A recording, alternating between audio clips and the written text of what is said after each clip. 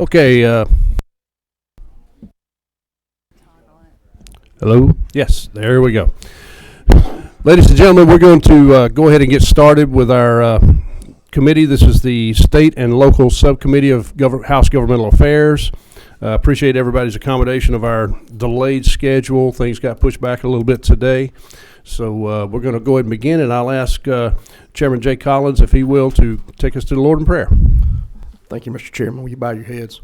Our most gracious, kind Heavenly Father, we thank you for this opportunity today to come together to look after the business of the people of this great state. We ask that you would be with us as we make the important decisions, that once those decisions are made, that we remain friends and cordial as we continue out through the rest of this day. We ask you to bless this meeting and be with those who are in attendance. In your name we humbly pray. Amen. Thank you, sir. We have 4 bills on the agenda today. We're going to start with House Bill 1149, Representative Maynor. I gave her the option to present from here. She said she prefer to present from the podium. So, Representative Maynor, go ahead and begin when you're ready. Thank you, Chairman. This bill, thank you for allowing me to present. This bill actually has been on the books for several years. It has been refined over the past several years. I'm going to try to make this as short as possible since we have a full house with several bills coming up. In a nutshell, our constitutional officers have access to discretionary funds that are not being reported. This bill simply says that all discretionary funds must be reported. You may be asking yourself, well, what are the discretionary funds? It could be the calls from the jail. It could be the commissary funds. It could be the fees from the passport office. It could be a number of different fees throughout the county. What has currently been happening in the past is these discretionary funds will end up being supplemental to the officer's salary. And so really this bill was also vetted by ACCG. They corrected some of the language to make it be more practical.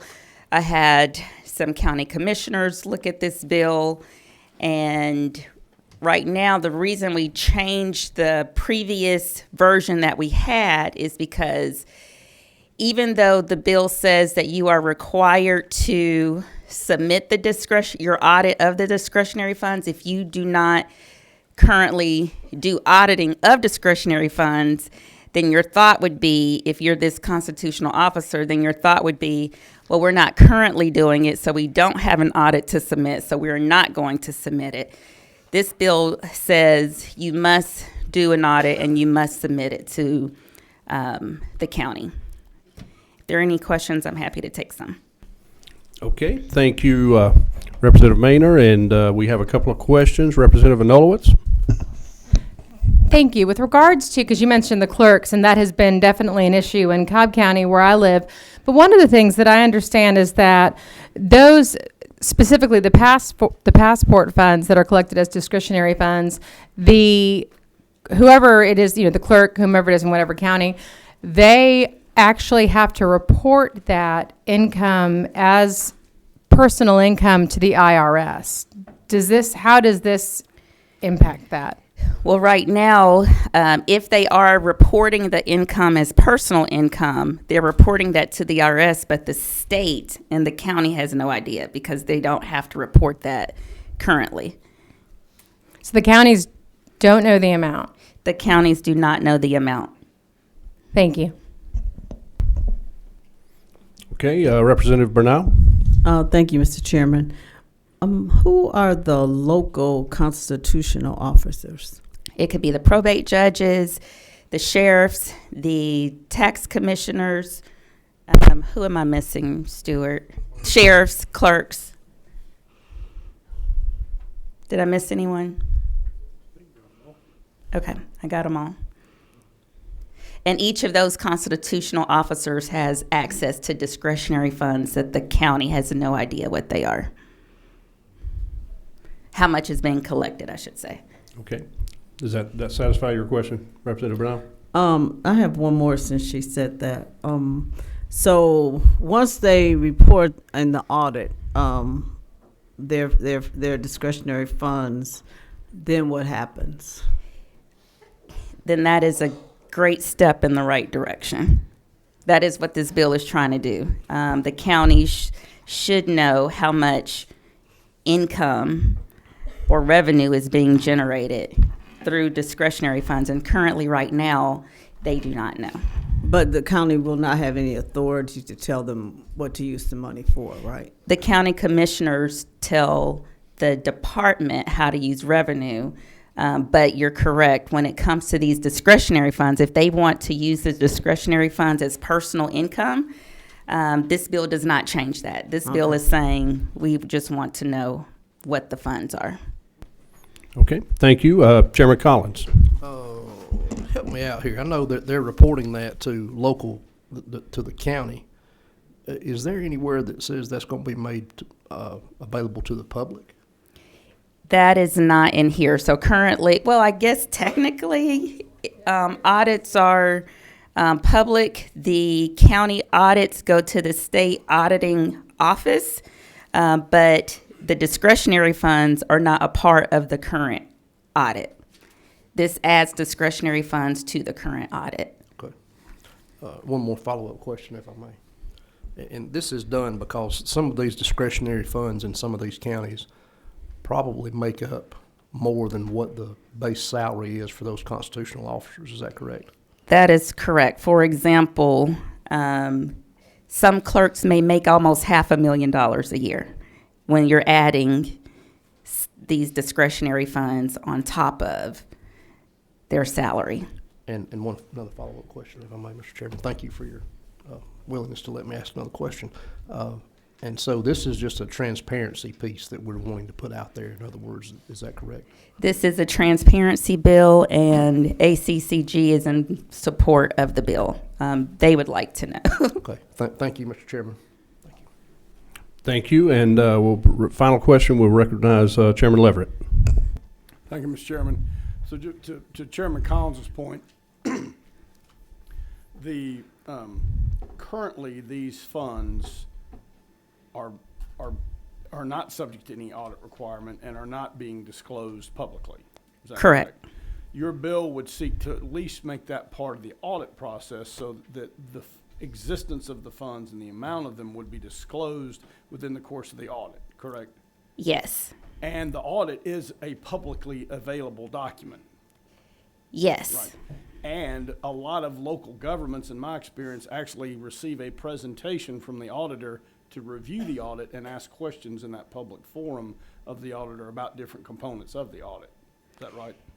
All except the discretionary funds, because they're not there. Well, right now, they wouldn't, but your bill would make that more subject to sort of sunshine, so to speak. Yes. Okay. Thank you, Mr. Chairman. Okay, thank you. We do have a couple more lights lit up. We're going to end this at these last two questions because we have a lot of people sign up to speak to other bills. So, Representative Nolowitz. Yeah, I guess I just wanted to clarify, this information is public. You just have to submit an open records request for it if you want to get that information. And so this is the intent to, and that's a statement, like these are already public. Anybody can they can FOIA anything. But this, and that's how people have found out in the past, I think, how much money some of these clerks make, for example, from passport fees. What this would do is have it be part of that regular audit. The information is publicly accessible, but only for those who go through the process of accessing it. Correct. Correct. Thank you. It's there, it's public, but this makes it more accessible. Makes it much more accessible. Representative Burnell. Thank you, Mr. Chair. Just one final question. How would the public know that these audits were available? Because I know that there are some of these local constitutional officers who have a lot of money, but they don't really know that they do. So how would they find out? And because is this really going to make a difference?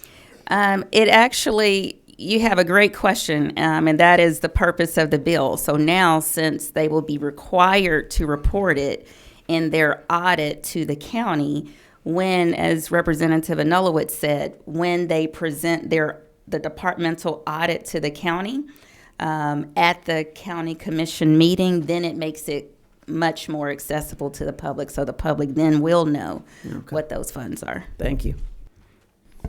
Okay, Chairwoman Taylor? At the appropriate time, I'd like to make a motion. Okay, have no other lights flashing. We do have one other speaker to the bill, so signed up on the sign-up sheet. So I'll recognize you in just a moment. At this time, thank you, Representative. I'd like to call Mr. Todd Edwards with ACCG to come to the podium. And Mr. Edwards, proceed when you're ready.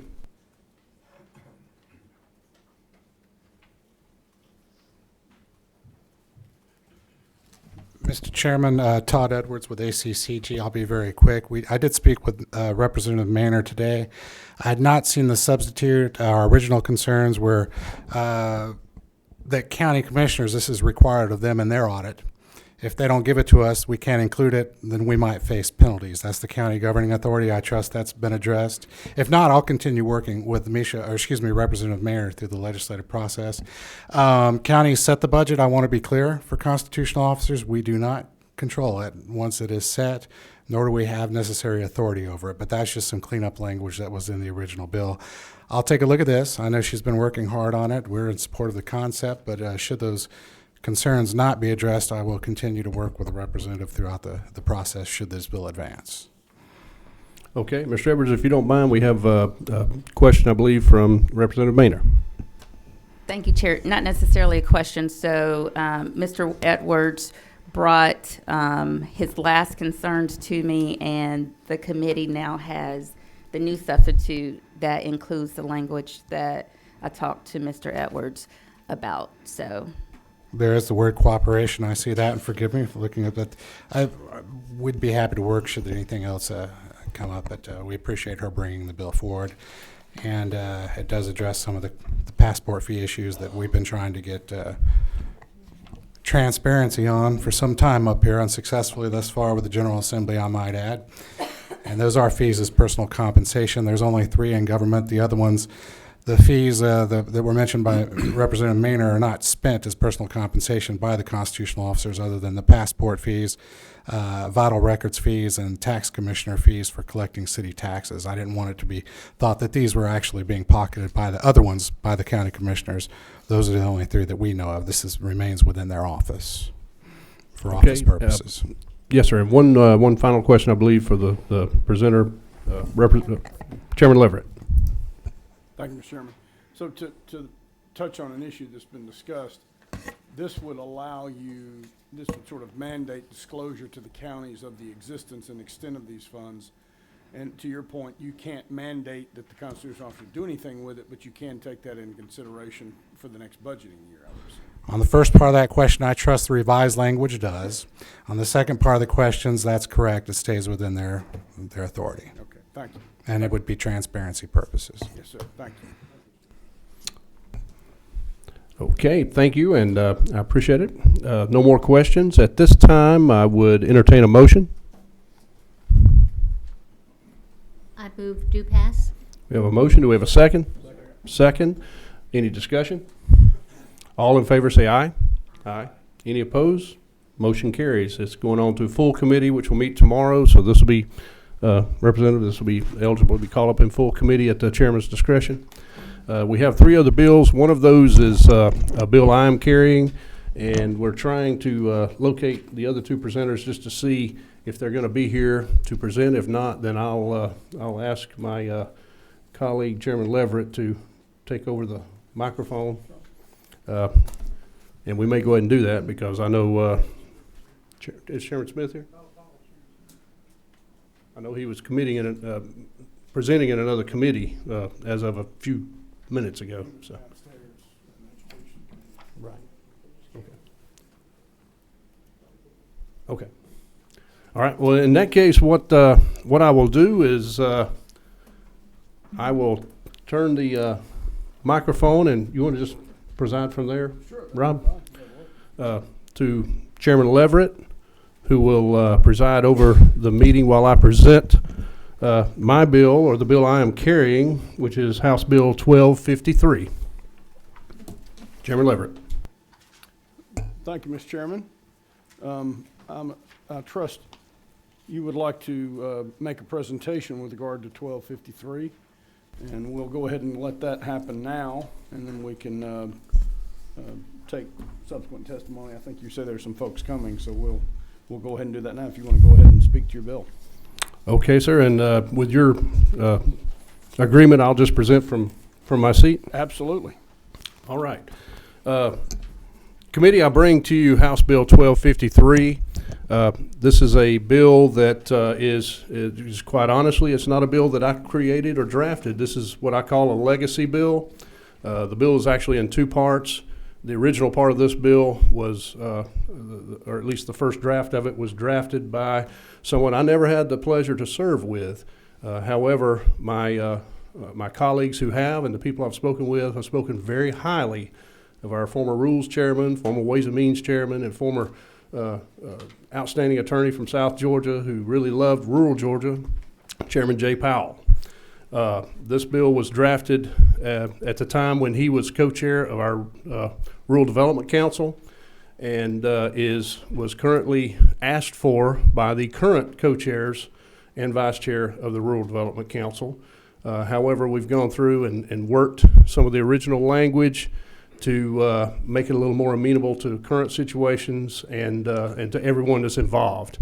That's the original part of this bill, which is actually Section 2 of the bill. Section 1 is an addition that, working with Chairlady Lynn Smith, we've added to address a concern from our smaller counties and smaller communities. And again, this is a topic and a subject that she had numerous discussions with our most recent former Rules Chairman, Chairman Richard Smith. So everything involved with this bill is, I call it a legacy bill, but it's almost like it's a memorial to some of our great leaders in this state of Georgia. So I'll just very quickly go through the bill, and I will tell you there is a possibility there may be one more sub between now and full committee. However, this is pretty close to a final version. I'll thank Legislative Counsel Stuart Morelli for not refusing to accept my emails this morning as we were bouncing thoughts and ideas back and forth and getting changes to this bill. Section 1 addresses, and everybody's had an opportunity to look at this that's seen the version online, I'm sure. Section 1 addresses a concern, and Chairlady Smith just stepped in, so I'll let her speak to this section in just a moment, but I just kind of as a brief introduction, this is the incorporation of a bill that Chairlady Smith actually brought to this subcommittee just a couple of weeks ago, I believe it was, to address some of our smaller counties, smaller communities that have difficulty meeting the required service needs and that sort of thing in the state of Georgia. Chairlady Smith, Mr. Chairman, and I'm operating as a presenter at this point. Chairman Leverett is presiding over the meeting. Mr. Chairman, with your permission, I'd like to ask Chairlady Smith to take the podium. Absolutely. Oh, there she is. So good afternoon, everyone. And somewhere in this folder I have the bill. So let's see, we're doing House Bill 1253, and your committee has the full amended version of the bill. Is that correct? Yes, ma'am. We're let me clarify that. We are working from LC 472913S. Okay, thank you, because that's different than what I have. So thank you very much. And same? Okay. Thank you, sir. So, catch my breath. First of all, I can't thank you enough for your time and your input. Several of you gave me some information. We're dealing about what I call the forgotten part of Georgia, the areas that used to be farming, used to have population. This part of the bill is more micro governing as opposed to the macro that we're looking at for the regional councils. And this bill specifically deals with certain areas of rural Georgia. And I even had our local government community give me some information too on what we need to do. But in this bill, Sorry, y'all. I had somebody come to my committee to deal with another problem. And let me try and find out. Are we still in the first part of the bill? Okay, all right. Thank you very much. So the best thing to do is just read the intro to this. The General Assembly finds that there are numerous rural counties in this state that do not have financial resources sufficient to provide all of the services needed by their residents. In order to promote the health, prosperity, and general welfare of the residents in such counties, a new category of district titled Special Rural District shall be created, and such districts shall be eligible to seek out the state and federal funds described Chapter 10, Title 44, and such other funds as they become available. What prompted all of this was I'm an ex officio member of the Rural Council, and when we were there, we were looking at all the different problems of our rural counties that are off the main line connection with the state. And what gave me the basis for this idea, and I'll just go back over it again briefly, is in my county, my local government, Coweta County government, has five commissioners, and the commissioners rotate their chairmanship every 2 years. That does not, in a way, enable any one particular commissioner to have less or more power than the others. And so when I was looking at how to help our rural counties, one of the biggest problems with our rural counties is they don't have the resources at all to file their reports. They don't have what they need to conduct their business, and they are struggling in ways that we can't even imagine. I was surprised when a staff person with Environmental Protection Division says we have to help them do the reports that they send to us. So it's a crisis in our community, but because it has declining population and increasing poverty, their voices are not heard. So this is a bill that I presented to former Chair Richard Smith, and he loved this concept of what was going on. So it's essentially what I presented to you before. It's just been amended to this. It talks about how do you define somebody who qualifies. First of all, the counties have to be contiguous, touching. And the first part of that language, I'm now on line 27, page 2. It talks about how the counties get connected to be eligible. So it's 3 or more. And this is all going to work through the Department of Community Affairs. But the criteria to be a candidate for this consideration, they have to have 3 previous consecutive years of a declining population, and also declining revenue. And what they do is they enter, in a way where I'm asking them, or if we pass this part of the bill, we're asking them to form an alliance. We're not requiring that anything happen here, but if it is the will of these particular counties to unite, to form this alliance, then this alliance and this formation means that they agree to an administrator who has the skill sets and the knowledge and the ability to help them run their governments. That's essentially what it does in a nutshell. We move on down and explains how the governing board works, and one of the things I was concerned about is if your counties lose a commissioner, so it's a new commissioner joining the board, that doesn't take that county out of the rotation of chairmanships. I thought it more important to protect the value and the voice of each individual county, even though the representative might change. So it keeps the rotation going. The benefit is, if they do this, working through the Department of Community Affairs, then they can qualify for the funds they need. These counties do not have the revenue or the money or the ability to pull down any state or federal funds. So what is happening is this situation is just rewarding more and more poverty. And back to my game of Red Rover, if you have Georgia's blossoming and all over the state, but if you've got a weak link, you break our line. And this is one way of trying to strengthen the weaker links in here. I also want to draw to this committee's attention that we do not have any bigger champion than Governor Kemp for everything he's done for rural Georgia. I think this could be another tool in the toolbox. Thank you, Mr. Chairman. Thanks for giving me a chance to catch my breath. Thank you, Chair Lady Smith, and Chairman Leverett. With your permission, I'd like to ask Chair Lady Smith to just avail herself for questions in just a moment. Yes, sir. Okay, thank you. And I'll kind of take from there and talk about Section 2 of the bill. Section 2 is what the bill originally started as. And again, this has been a work in progress up until literally just less than an hour or so ago. What we are doing is looking at revising the makeup of our regional commissions and the authority, the governing boards for our regional commissions. There are 12 regional commissions in the state of Georgia, and they have functioned very well in many cases, and in some cases have needed a little assistance. I know some have assisted others, and so what we're looking at is the structure of that and making some changes, and then kind of reverting back to the way things are now from the original version of this bill. That sounds a little complicated, but basically, currently, the Regional Commission is made up of the chief elected official of each county in the commission or his designee. Then it's also made up of the one municipal chief elected official or designee from each county, which would be a city mayor or their designee, and typically.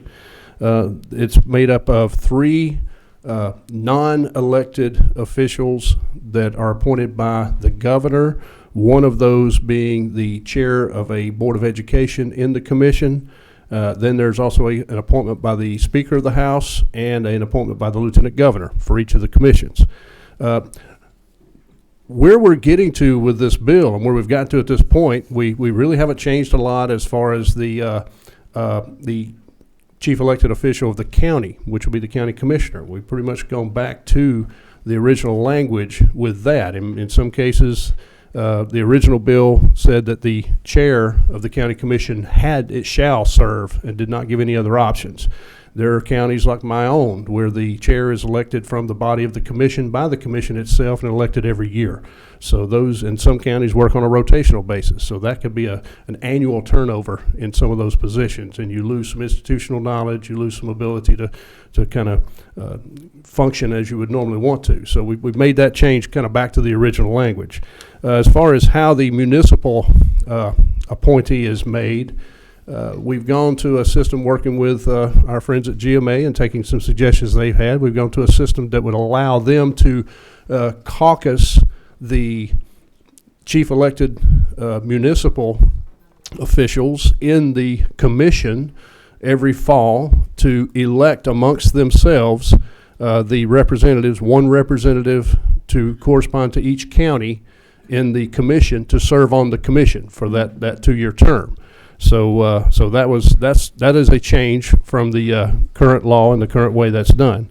The next change that we had, the original bill, Chairman Powell's bill, basically allowed all the rest of the appointments through the governor's office. We're working with that language now, and that's why I said there's a possibility there may be one additional sub between here and full committee. However, we have left some of the original language in, calling for the governor's office to appoint one non-elected member to the commission per county in the commission. So, and then at least two of those have to be chairman of boards of education. So that's a bit of a change from where it is now. And then we put back in the language that allowed an appointment by the speaker and an appointment by the lieutenant governor. Probably the biggest change in this, other than the tweaks we're making to the makeup of the commission leadership, is the requirement for training. We are requiring that within 6 months of taking the position on the board, that each member go through an approved training program. There is a provision to allow for an extension of that 6 months should that be necessary. With that, Chairman Leverett, I will turn it back to you, because that's pretty much the basis of this bill as it stands. Thank you, Mr. Chairman. Does anyone on the committee have any questions of the chairman? You got one line over there, if you'll hit it. So, thank you, Mr. Chairman. So, looking at section, on the bottom of page 4, section B1, it looks like, is it accurate to say that everybody, all members serving on a council, Council of Regional Commission as of July 1 of this year, will serve until the end of the year, and then all of them will end? So every person who's currently on a regional commission their terms will end? All at the same time? That is correct. Now, there's nothing to say that those members aren't going to be reappointed, because during this time process, assuming this bill is authorized, then the reappointment process will be ongoing. But basically that is the term. That's the change date from the old method of appointment to the new method. Yeah, it just seems like a pretty huge sweep and turnover kind of all at one time. And you could conceivably lose a lot of institutional knowledge. But anyway, that just kind of struck me as, I don't know, a little bit worrisome. Thank you. Well, and I share your concern on that. But we're also, there is nothing in this that eliminates anyone who is currently serving in those seats from being considered for reappointment in those seats. And the appointment mechanism is basically the same, with the exception of the municipalities electing their own representatives. So there's the possibility of a one-time complete fruit basket turnover, if you will, is very, very minimal. Can I have a follow-up question? Yes, ma'am. So you mentioned the municipalities. I'm sort of confused. So how are we changing representation of the municipalities in these regional commissions? The biggest change with this change in the bill is, instead of having one municipality from each county appointed to the commission, we're allowing a caucus of all of the municipalities in the commission to appoint a number equal to the number of counties. They would basically be appointing their own. So does that possibly mean that municipalities would have less power and influence in this process? Actually, they would, by being able to appoint their own members, they would actually have more control over the process. The total number of municipal elected officials will be the same. Yeah, I'm just trying to figure out logistically how that would affect, say, Cobb, Marietta and Mableton and Cobb, which are our two big cities. I don't quite. Anyway. All right. I do know that there are some representatives from GMA signed up to speak a little later. Okay, thank you. Thank you. They may be able to that answer would that help. question. Thank you. Yes, thank you. Any other questions of the chairman? All right. I don't believe there are any. Mr. Chairman, would you like to proceed to any witnesses at this time? Yes, please. Okay. Who do we have signed up? Well, speaking of GMA, and they shall appear, is Jim Thornton here?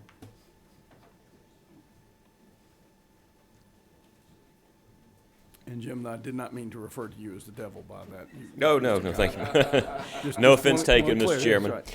So thank you, Jim Thornton with GMA, and appreciate Chairman Anderson working with us on trying to improve this bill. I think I have the latest sub, which y'all have in front of you, 13S. Is that the? Yeah, 2913S. So. Yes, appreciate the concern and the discussion. Our interest is very limited, and it's very focused at GMA, and that is on lines 101 through 112 or so, beginning where you talk about the method of appointment of the elected officials from municipalities. Under current law, there is an equal number of representatives of cities and counties on the commission. It's basically a one-third, one-third, one-third representation. One-third county officials, one-third city officials, one-third private citizens. In my prior role as mayor of LaGrange, I chaired our regional commission, and it works well. I think the issues that we have with this bill, Mr. Chairman, and we'll continue to work with Chairman Anderson, is that under the way the substitute is currently worded, this would require mayors to serve. And I think that there are many instances, just like with county commission chairs, where it's because most mayors are part-time positions. They have other jobs. Typically, when they run for mayor, they know when the city council meetings are going to be. They don't necessarily block out time on their calendar with their employer for regional commission meetings, et cetera. And so sometimes they need to have a city council member serve. So one of the suggestions that we have shared with Chairman Anderson is that in line 101, rather than requiring a number of chief elected officials equal to the number of counties, that we just require a number of elected officials. So just to literally delete the word chief in line 101, and then skipping on down to line 103, under the provision that each county have a municipal representation, deleting a chief. So it would, on 103, we shall have I guess it would need to be an elected official of a municipality. So that's one suggestion we would have for the committee to consider, particularly if there's going to be consideration of a new sub. I understand the desire to have the chief elected official serve on the regional commission, but I think in some of our smaller cities and some of our more rural communities, that may become impractical to have. And then the final suggestion is on lines 104 through 106. The process that's outlined here is very similar to what we discussed with Chairman Anderson offline, of having a caucus of all, and here I think it makes sense to have it be the chief elected officials. The mayors would be the ones who could caucus and make the election. But rather than it being in line 104 a nomination, I think we would like to see that that provision would be such officials shall be elected by a caucus of all the chief elected officials of the municipalities within the region, period, rather than involving a nomination process from the elected officials, then an election by the department, which would be the Department of Community Affairs. That seems to be an unnecessary step. We support the idea of clarifying the representation on the regional commission. Certainly, they do a great job for our cities. But our concern is to make sure that our city officials can choose their representatives, that they have one representative from each county. I think that makes sense, and I would certainly take any questions. Thank you, sir. Any questions for Mr. Thornton? We do have one, Representative Brunel. Thank you, Mr. Chairman. You were mentioning about the mayors and their schedules. So would this be a paid position for whoever was the representative? So they're not paid positions. I do think some of the regional commissions provide a per diem on a per meeting basis. That I don't know that that's true across the board. The Three Rivers Regional Commission does have a per diem, but certainly it's more of a scheduling issue. I know when I chaired the Three Rivers Commission, we oftentimes were fighting to get a quorum because we had a lot of mayors and commissioners who were not able to attend for one reason. You really want to, I think, have people who are eager to serve, willing to make that time commitment to make sure that you do have a quorum present. So Zoom is not an option? No, Zoom is not an option. Okay, thank you. Thank you, Representative. Any further questions? I do have one down there. Representative Williams. Yes, so you mentioned the composition, a third, a third, a third. Does it remain a third, a third, a third under this bill? It does remain a third, a third, a third, and each county would have a county official as well as a municipal official representing the county. All right, thank you. Thank you. Any further questions? Okay. There are any at this point. Thank you, Mr. Thank you, Mr. Chairman. All right, and we have next to speak is Laura Mathis and Eric Wilson with the Association of Regional Commissioners.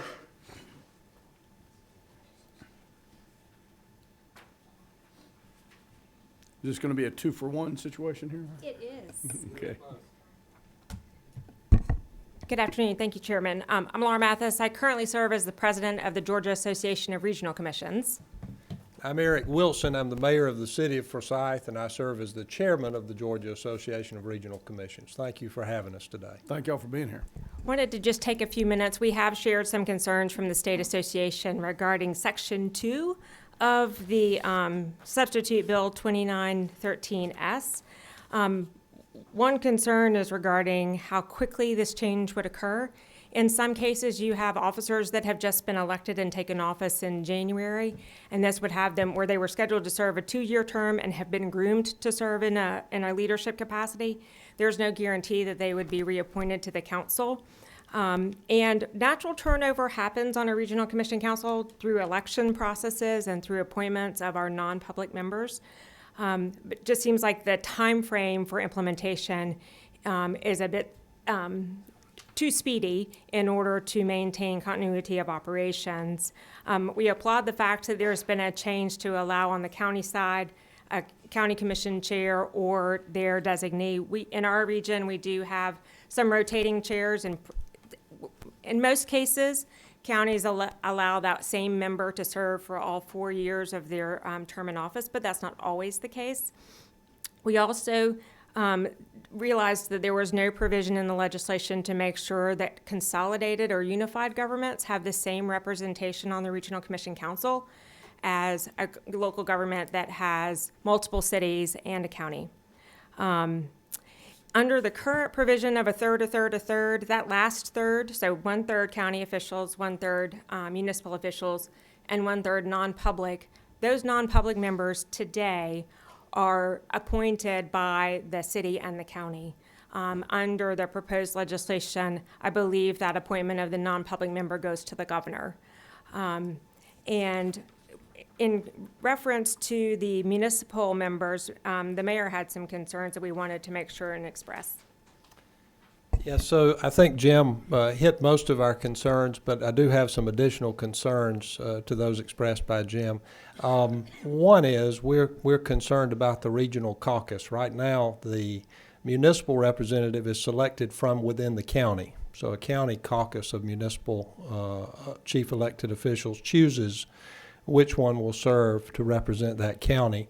And this bill would allow the region to select one from each county. So I realize we still get one from each county, but we think government closest to the people works best for the people. And if you let those folks in the county caucus select their own, we think we would be better served there. And then we agree about having the redundant step of having the Department of Community Affairs be the one to finally appoint. So we would nominate from the caucus, whether it be regional or county, and then the final appointment would come from the Department of Community Affairs. There again, we think that it should be a decision that's made locally within the county delegations that represent and make up the regional commission. So those would be two of our big concerns and reasons for concern about the bill. We appreciate the fact that in this current version, 2913S, that the Lieutenant Governor and the Speaker of the House appointments were reinstated as they are in current law. In fact, in Middle Georgia, our current chairman is a Lieutenant Governor's appointment, and we are thrilled to have him serve as our chair. The one concern regarding the number of appointments that the governor would need to make, that's almost multiplying it ×5 over the current appointments, and we do have some regional commissions who have struggled to maintain having appointments in all of the state positions on the Regional Commission Council, sometimes causing a quorum issues with quorum because they do count towards quorum and are full voting members. The last concern is regarding the provision in the law, in the proposed bill, regarding training being provided by DCA, and specifically the topics that are enumerated. Each regional commission does provide orientation and training for council members, which allows us the opportunity to talk about the history of the organization, really dive deep into the financial matters of the organization and the unique services that are provided by each regional commission. Also allows us to talk about the role of council and how we're engaged and how our committees are structured, and also to highlight the unique characteristics of the region. The items that are enumerated for training by the Department of Community Affairs, at least in my 17 years of experience with the Regional Commission, have not been matters that have come before the Regional Commission Council. So you may consider removing some specific topics if the provision for DCA training remains in effect. Happy to answer any questions. Thank you. Do we have any questions of these two witnesses? Mr. Chairman, if I may, I was just going to say, I know y'all have provided through your representation some suggestions to me, but if as far as the training side of it, if y'all can provide me some specific recommendations to what you would like there, I would like to see if we can incorporate some of that in that. So. Absolutely, sir. Thank you. Thank you. Any other questions? I don't believe we see any. Thank y'all so much for your testimony today. Do Anybody else to testify? I believe that's all the witnesses we have, Mr. Chairman.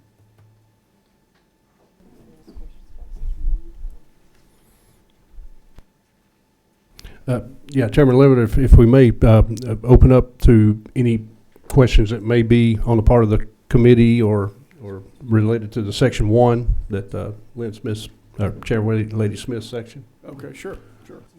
Any questions on anything on the bill? Representative Williams? So, is there someone here from the Department of Community Affairs? I can't say, okay, hello. So my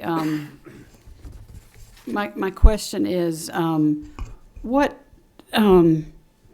kind of training is currently available for some of, I understand Chairman Smith's concerns about some of the smaller counties and their struggles with some of these duties. Is there currently training from DCA, and do you have any kind of comment on your role in this newly proposed structure?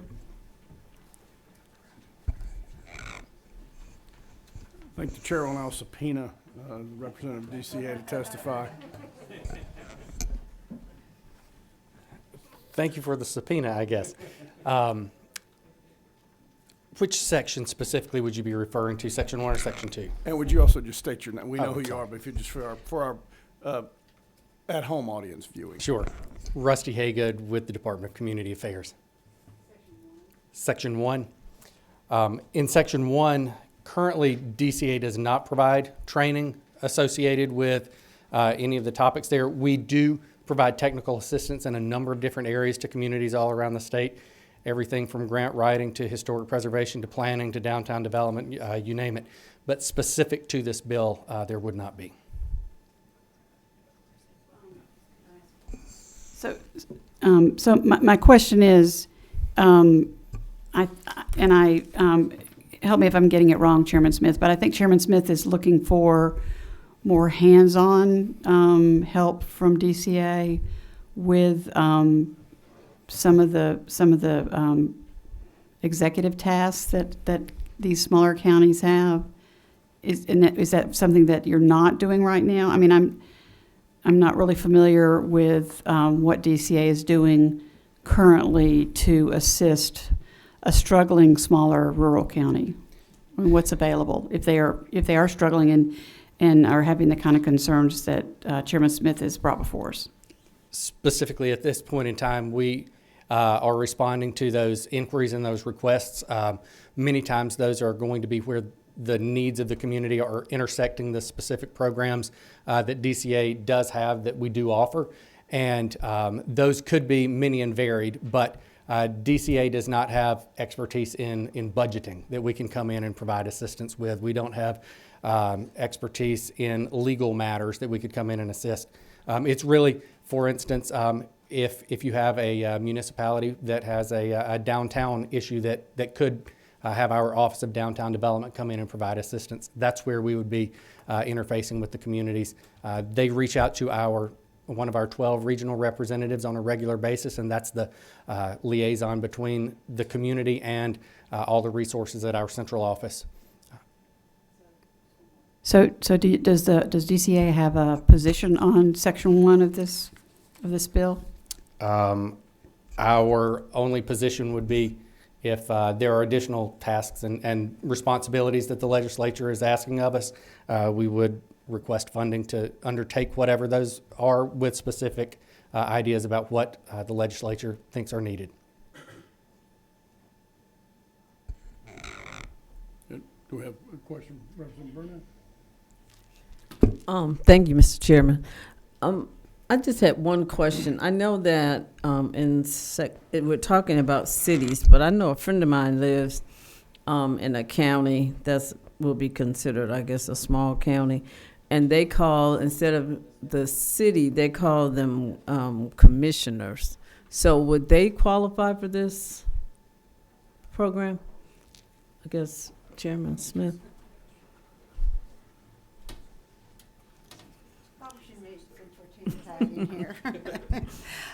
So Repeat that to me again, please. There's some counties, I thought her county had like cities. It was a city, it's a city, but they only are governed by commissioners like counties. They don't have mayor or anything like that. So would they qualify for this grant also? So there would be conditions met, and that's where, first of all, there has to be an agreement of at least 3 contiguous counties. Once they form that agreement, they have to apply and make application through DCA and get approved by that. There's a pilot program section to this bill, which might answer your question, and I think would also bring up other things that we might have to look at to file. But on line 59, the Department of Community Affairs will undertake a pilot program through which up to 3 special rural districts may be created in the state. And then once that is completed, with those issues resolved, we will know where some of the problems are, and it will be a process. But I can't speak for DCA, but I don't imagine them wanting to actually help us govern any which way or form that they have to, because their role is advice and to help. I don't want to speak for you, sir, but their role is to advise us. The problem with our smaller counties, and they are in a way like a city in that sense that they do the governing, they don't have the resources or the talent. They're barely surviving. So it's describing more of a dire situation. But this type of, process does go through DCA. And we had a casual conversation on the steps that it was a good idea, but this has to be flushed out even more. And that's the beauty and the value of the pilot program. Overall, all of our governments, I was on government committee for years, way back when, but our elected officials are the ones who make the determination for us. What these small counties do not have is an administrator to facilitate or to take care of the issues. They might have a part-time person who comes in. They just don't have the resources. And my biggest fear as the state, as we grow and our population emerges from our more denser parts of the state, then we're going to have a whole section, like a donut hole in our state, if we don't consider them as much as we consider our larger cities and counties. Where I live now, most of my cities, my county, have phenomenal executive administrators, and the elected officials are very responsive. But you have people fleeing these counties.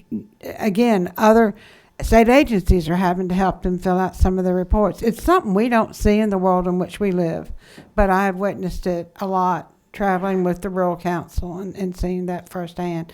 So I guess we could say I'm also just placating and begging the DCA as a wonderful resource for our county. I've worked with them for years, and that's their purpose. But we will get guidance as they would guide anybody on an initiative like this, if it's the will of the body. So it's kind of like the person would be like the city manager? Yeah, if you're trying to think of an administrator for a county, he can't make the decisions, but he has to have the skill sets to make it happen. Thank you. Thank you.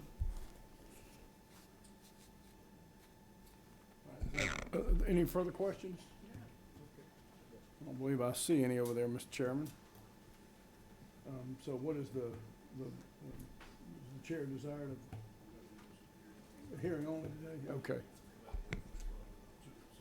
Okay, all right, so this was just a hearing only today.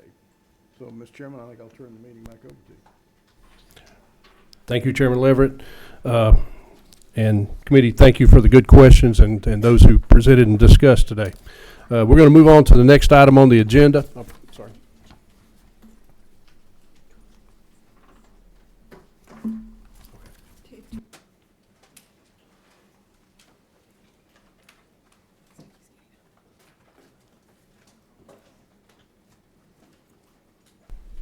Okay, thank you.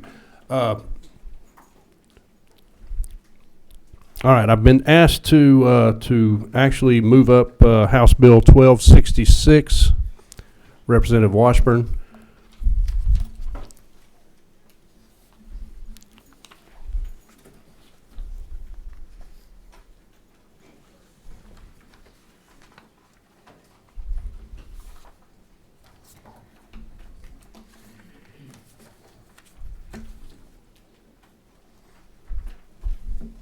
Representative, you may proceed at your discretion, sir. Mr. Chairman, I'd like to ask Representative Spencer Fry to join me here, if that's okay with you. Yes, sir. And I'll explain the reason for that in a moment. Mr. Chairman, ladies and gentlemen of the committee, we are pleased today to present House Bill 1266. Before we do that, I think some background is in order.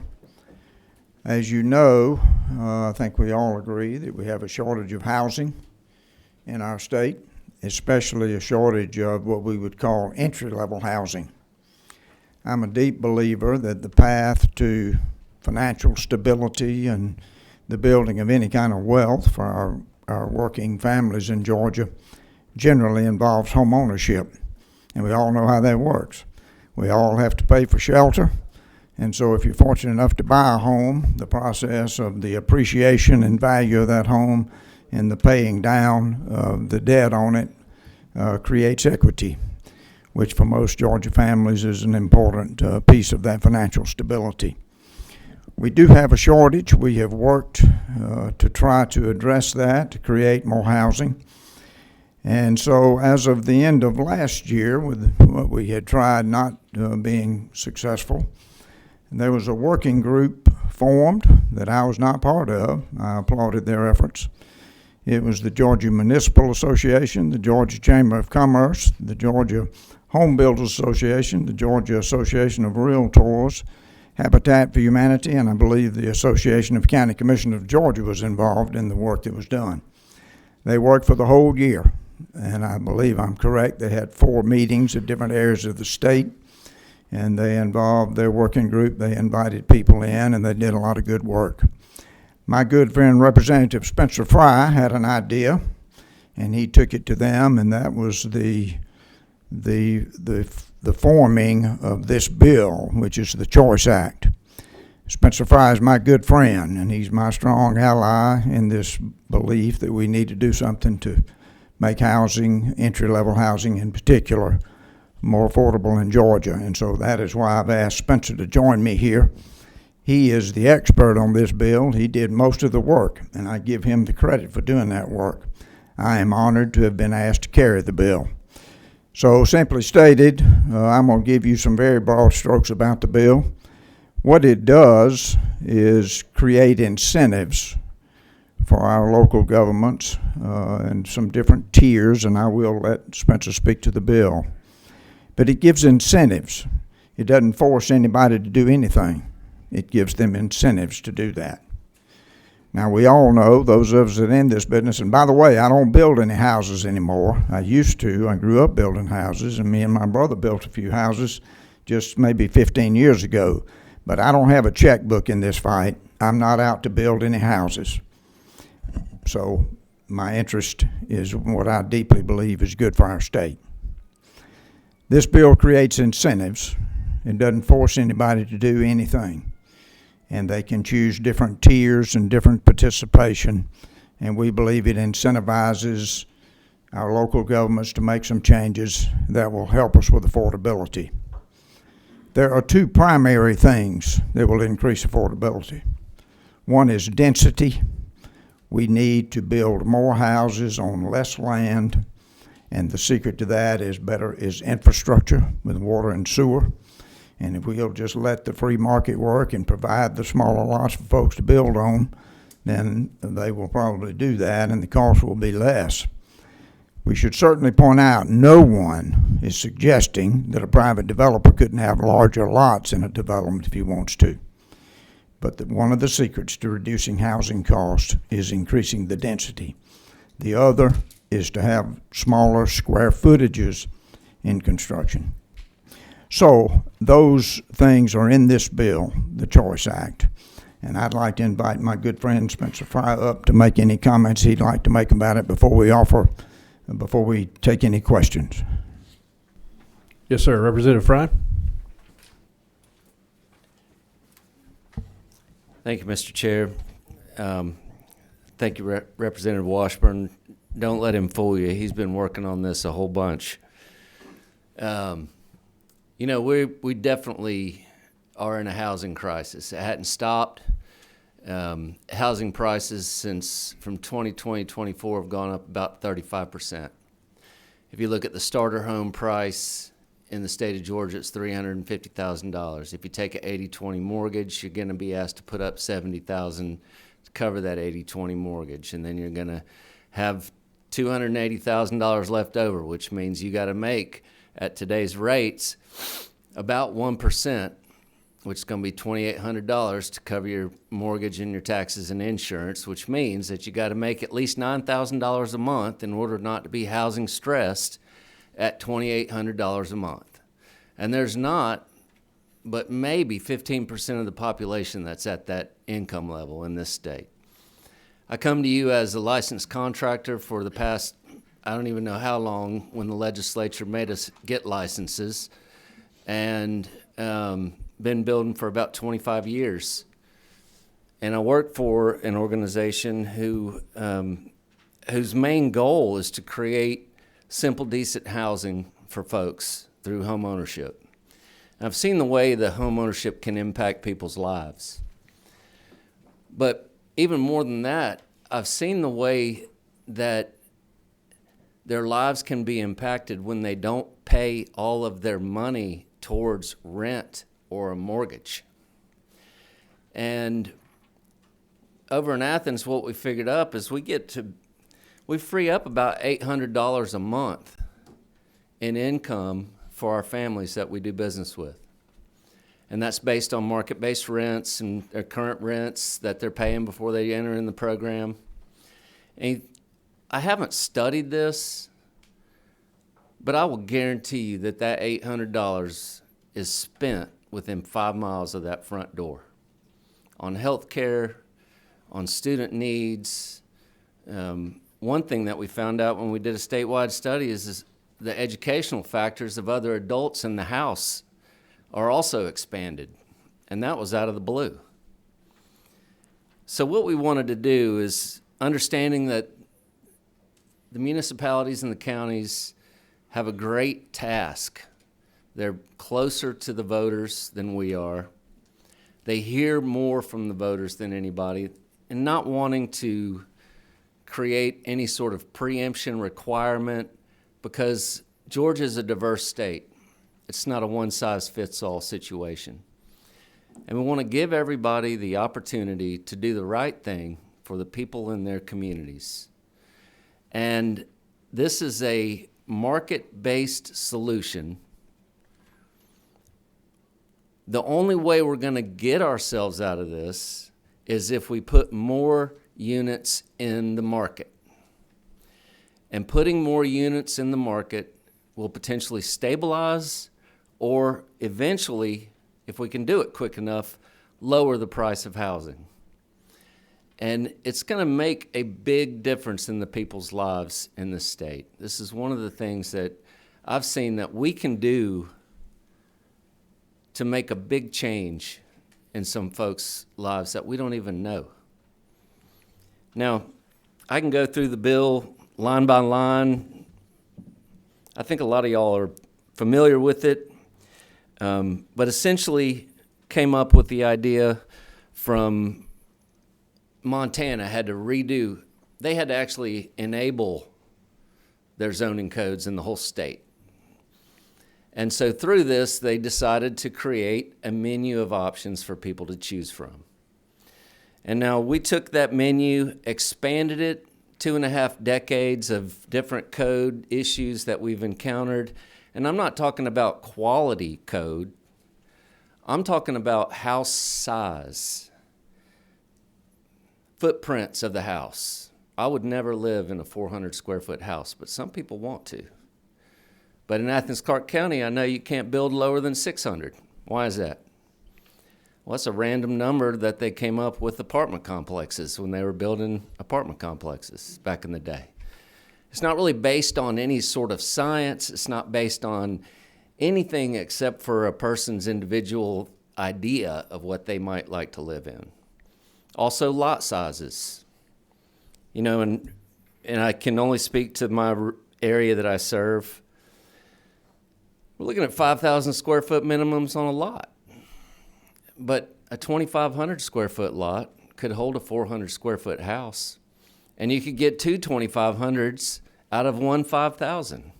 Two different residences could potentially be made where there was only one in the past. And by creating a menu of items for municipalities, government subdivisions to choose from, and offering them incentives towards grants that the processes are already set up, and creating identifiers on how much a community is going to work to solve these issues for their citizens. It will incentivize them to qualify for grants at the state, whether it's DCA, CDBG Home, GFA grants, potentially LMIG funding grants. And the counties that want to do this, do it. And then everybody who doesn't want to do it, doesn't do it. And it's not a mandate. It's merely a choice. We've named it the Choice Act because it stands for Community Housing Options, Increased Cost Efficiency. And we have to do something for the people in this state. And we feel like that we've worked with all the parties involved, and there's going to be a few dissenters, I understand, but nothing's perfect. Nothing's perfect.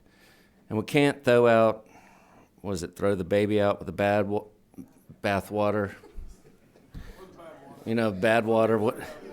Point is, we can't let the perfect be the enemy of the good, I think is what we like to say down here.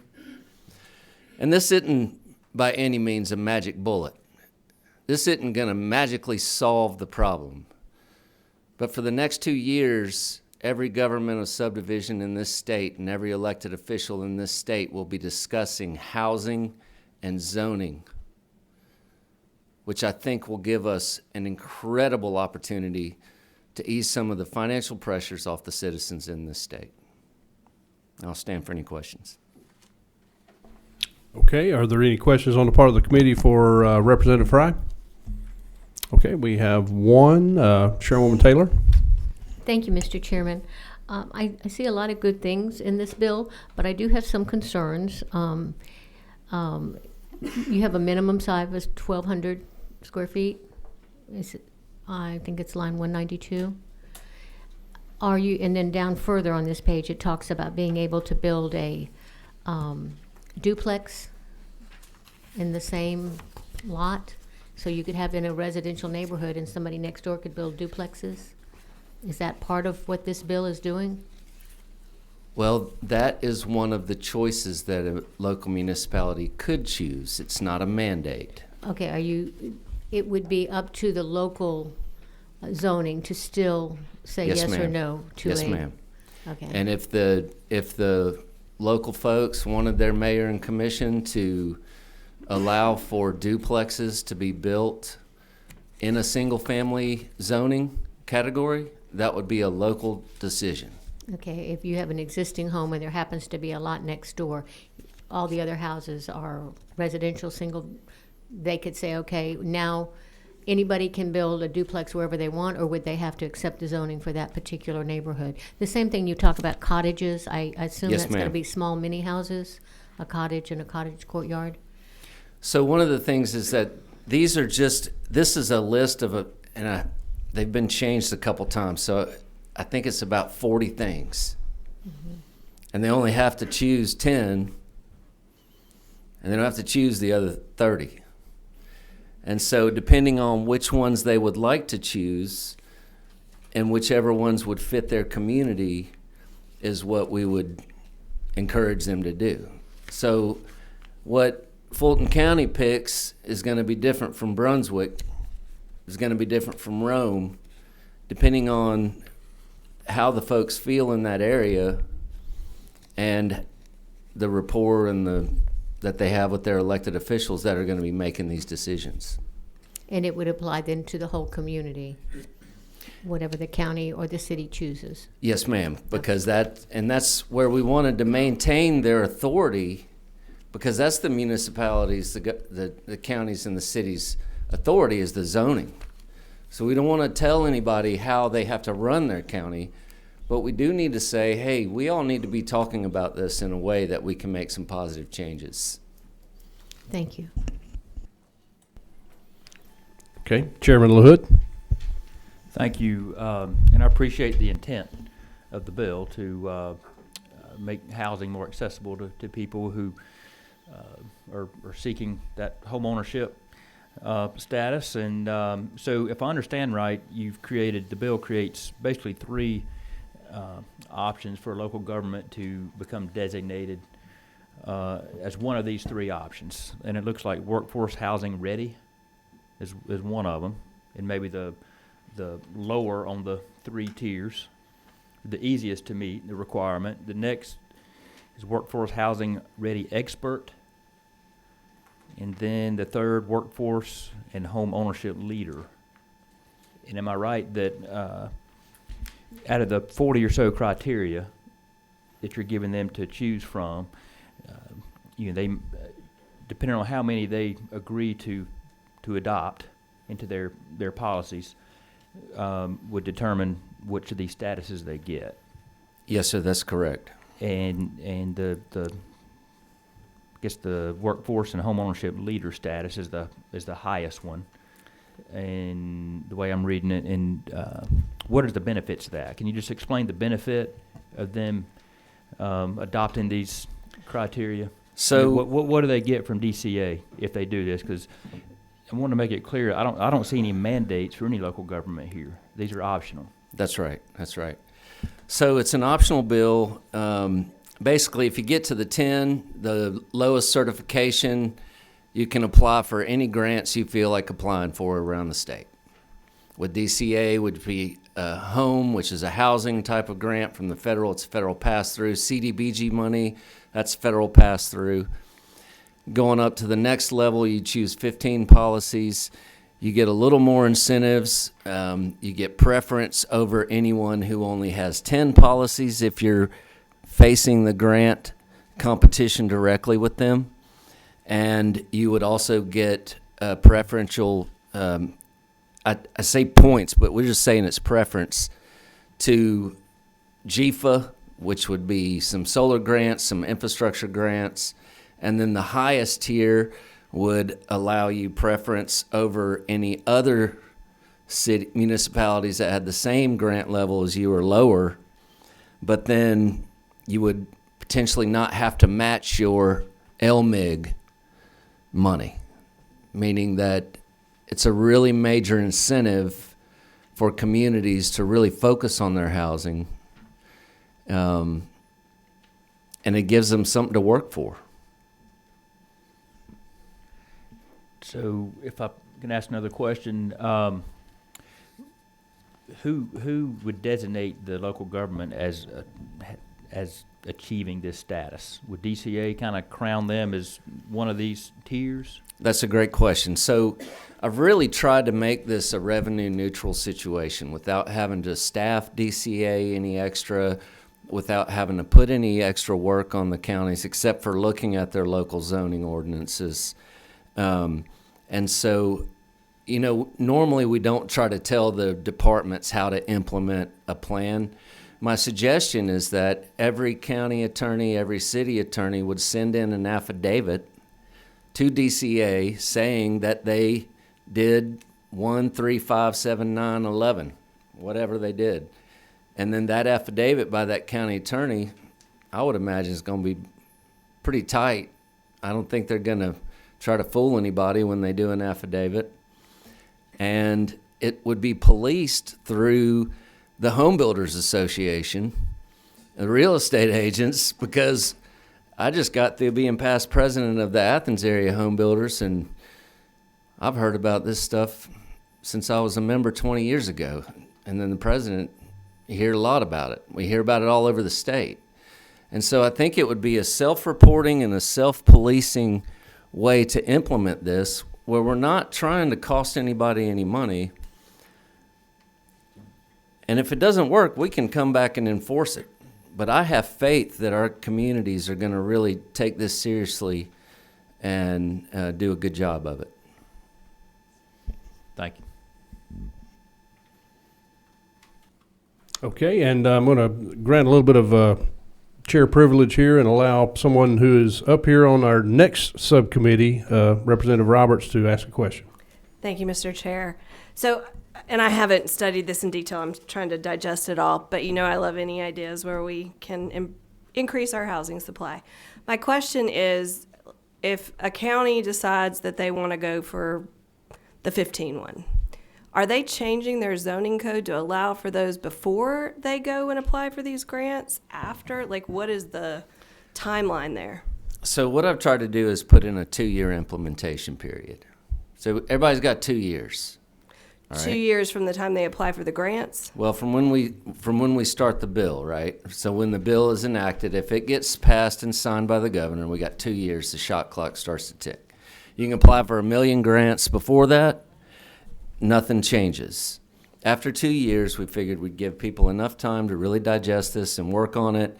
And then the 2 years is when the tier level kicks in for priority over other communities that may not have tried to choose anything. Okay, but none of this eliminates the requirement that they have to do a text amendment through their normal processes, correct? No, that's correct. That is Okay. correct. So I guess I'm trying to figure out when the time, so if I want these grants, but I may not want to change my text until I know I've got the grants, like what is, do you it's not a, you change the text and then you receive priority with your grant application when you apply down the road. Got it. So it's not a... So they have to change it first and then they apply for the grant? Yes, ma'am. Okay, It's got it. certification process where Thank they you. send the affidavit in and then there'll be the priority standards over it. Got it. Thank you. Representative Bazemore. Thank you, Mr. Chair. First and foremost, I want to thank Chairman Washburn for having the study committee so that you revealed to those of us that did not know there was a crisis that there was. And thank you for allowing me to sit on that. And the conversation that continued after that, not just the study committee, but a whole year or so after, and my colleague, that we continued the conversation. And every entity that came together after this. And so my question is every entity that you noted, are they in support of this bill? So, okay, like entity, I don't really know the definition of entity, but I think that 5 out of the 6 folks have actually had an official vote and taken a position, an official position for. Okay. And I think that's very important to point out is that we're not here trying to tell everybody what to do. And when I met with the group and presented it to them, they were all very open, and everybody wants to solve the problems of the people of the state. And each individual group had a line item veto. And this legislation, aside from one line, and I'd have to look it up to tell you where it is exactly the same document that they all agreed to, or at least didn't vote to veto any lines out of. And I think that that's a very important point to bring up. And I thank you so much again for the work that you two have done on this bill, and I am in total support of it. And we know that this is optional. That's what's good. Well, because when we pass legislation, it is not normally. That's right. So thank you. Ma'am. Okay, thank you. And right now I see no further questions. So thank you, Mr. Chair. Thank you, Representative Fry, Representative Washburn. And we'll move on to those who have signed up to speak. And we've been notified that some of these are going to be in groups. So the first group I'd like to call up is our group associated with ACCG. That would be Mr. Todd Edwards, Carlotta Harrell, and Mr. Chris Dockery.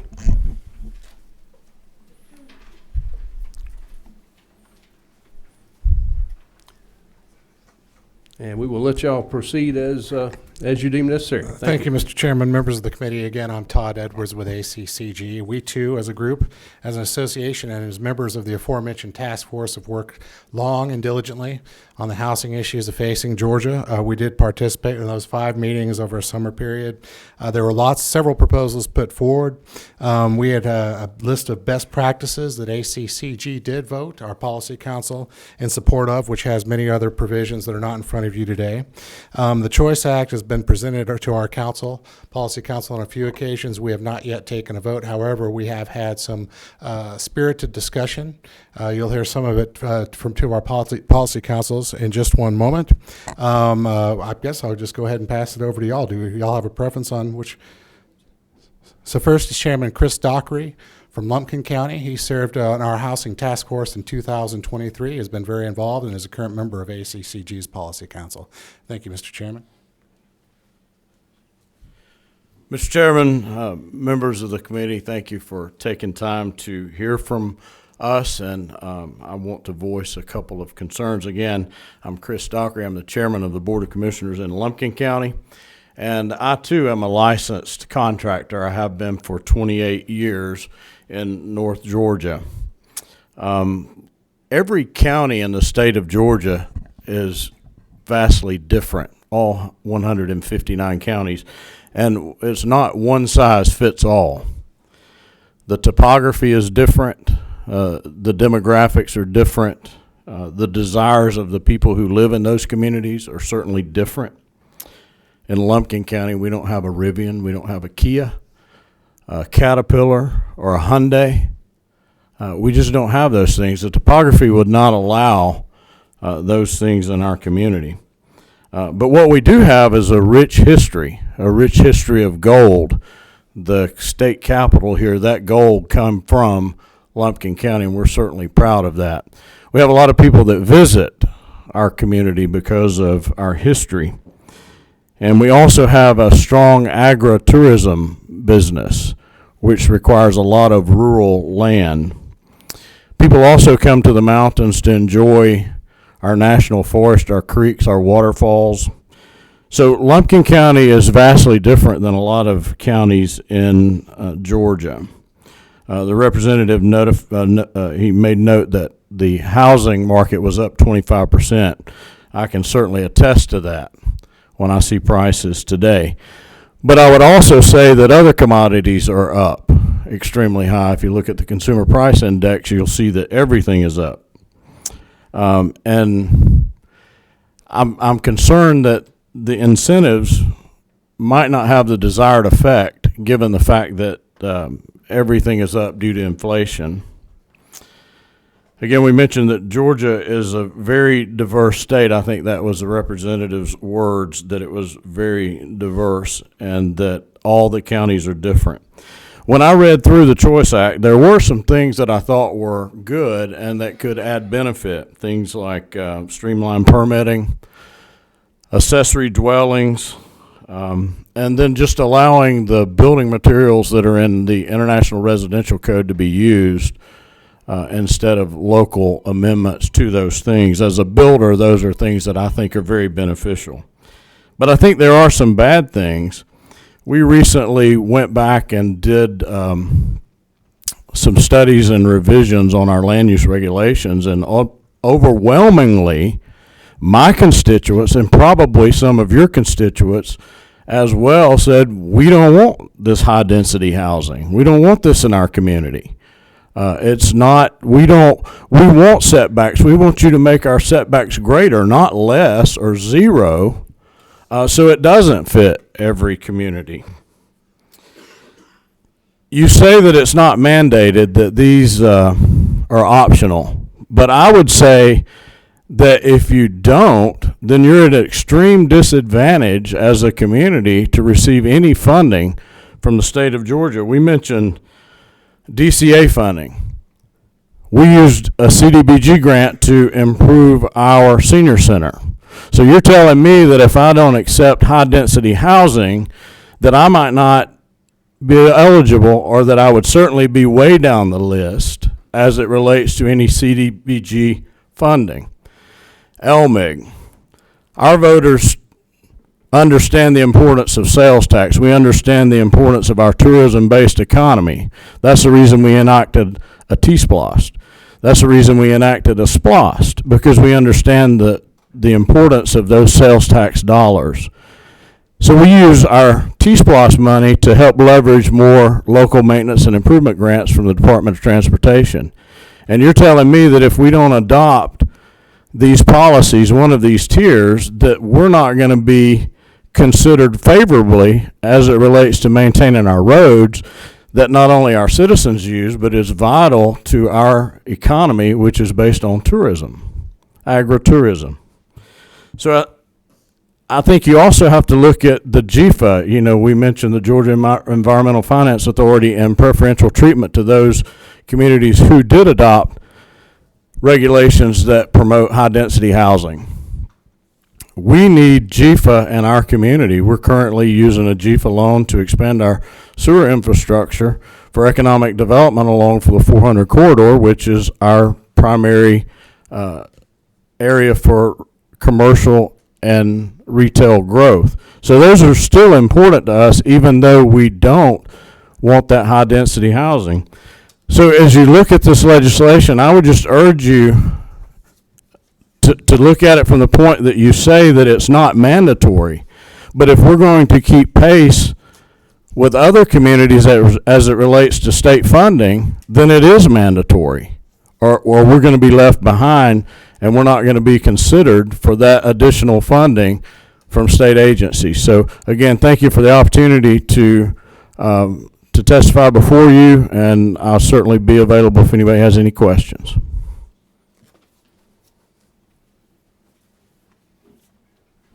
I have some packets that I would like to, for each of you all to have.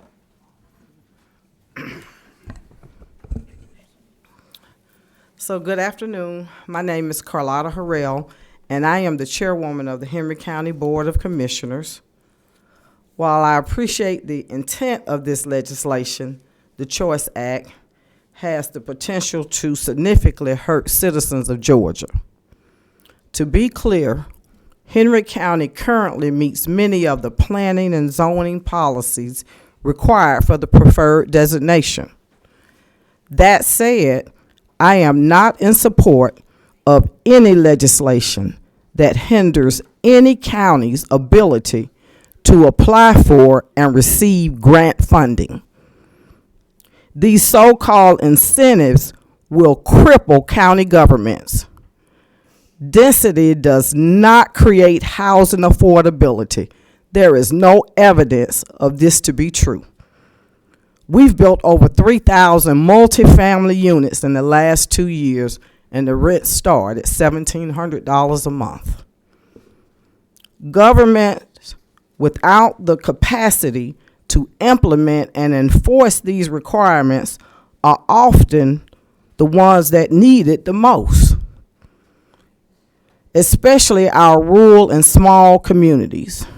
These critical funds are used to enhance needs such as access to clean drinking water, affordable housing, and food. A primary concern is the impact on public safety. As a former Henry County police officer, I've seen how flag lots can impact the ability for safe and effective fire and law enforcement response, especially when it comes to fire engines being able to access structures on these lots. 3 additional concerns of this legislation. Separate government organs such as water authorities, which I have a water authority in my county, could lose out on funding opportunities based on policies and ordinances that they do not control. The impact to home rule by dictating zoning types, and the potential impact for all state grants.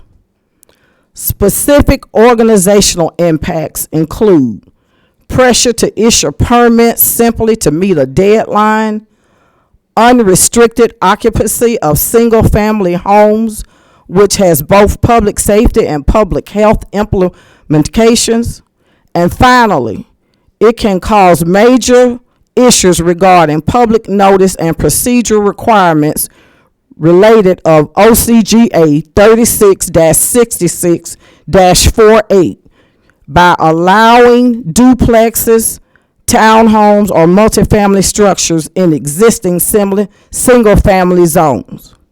Would you want a multifamily structure in your neighborhood? Would you like the character of your neighborhood change? Again, our communities are not a one-size-fits-all. Stop trying to make it that way with this legislation, as is written today. This is a mandate because it is tied to funding.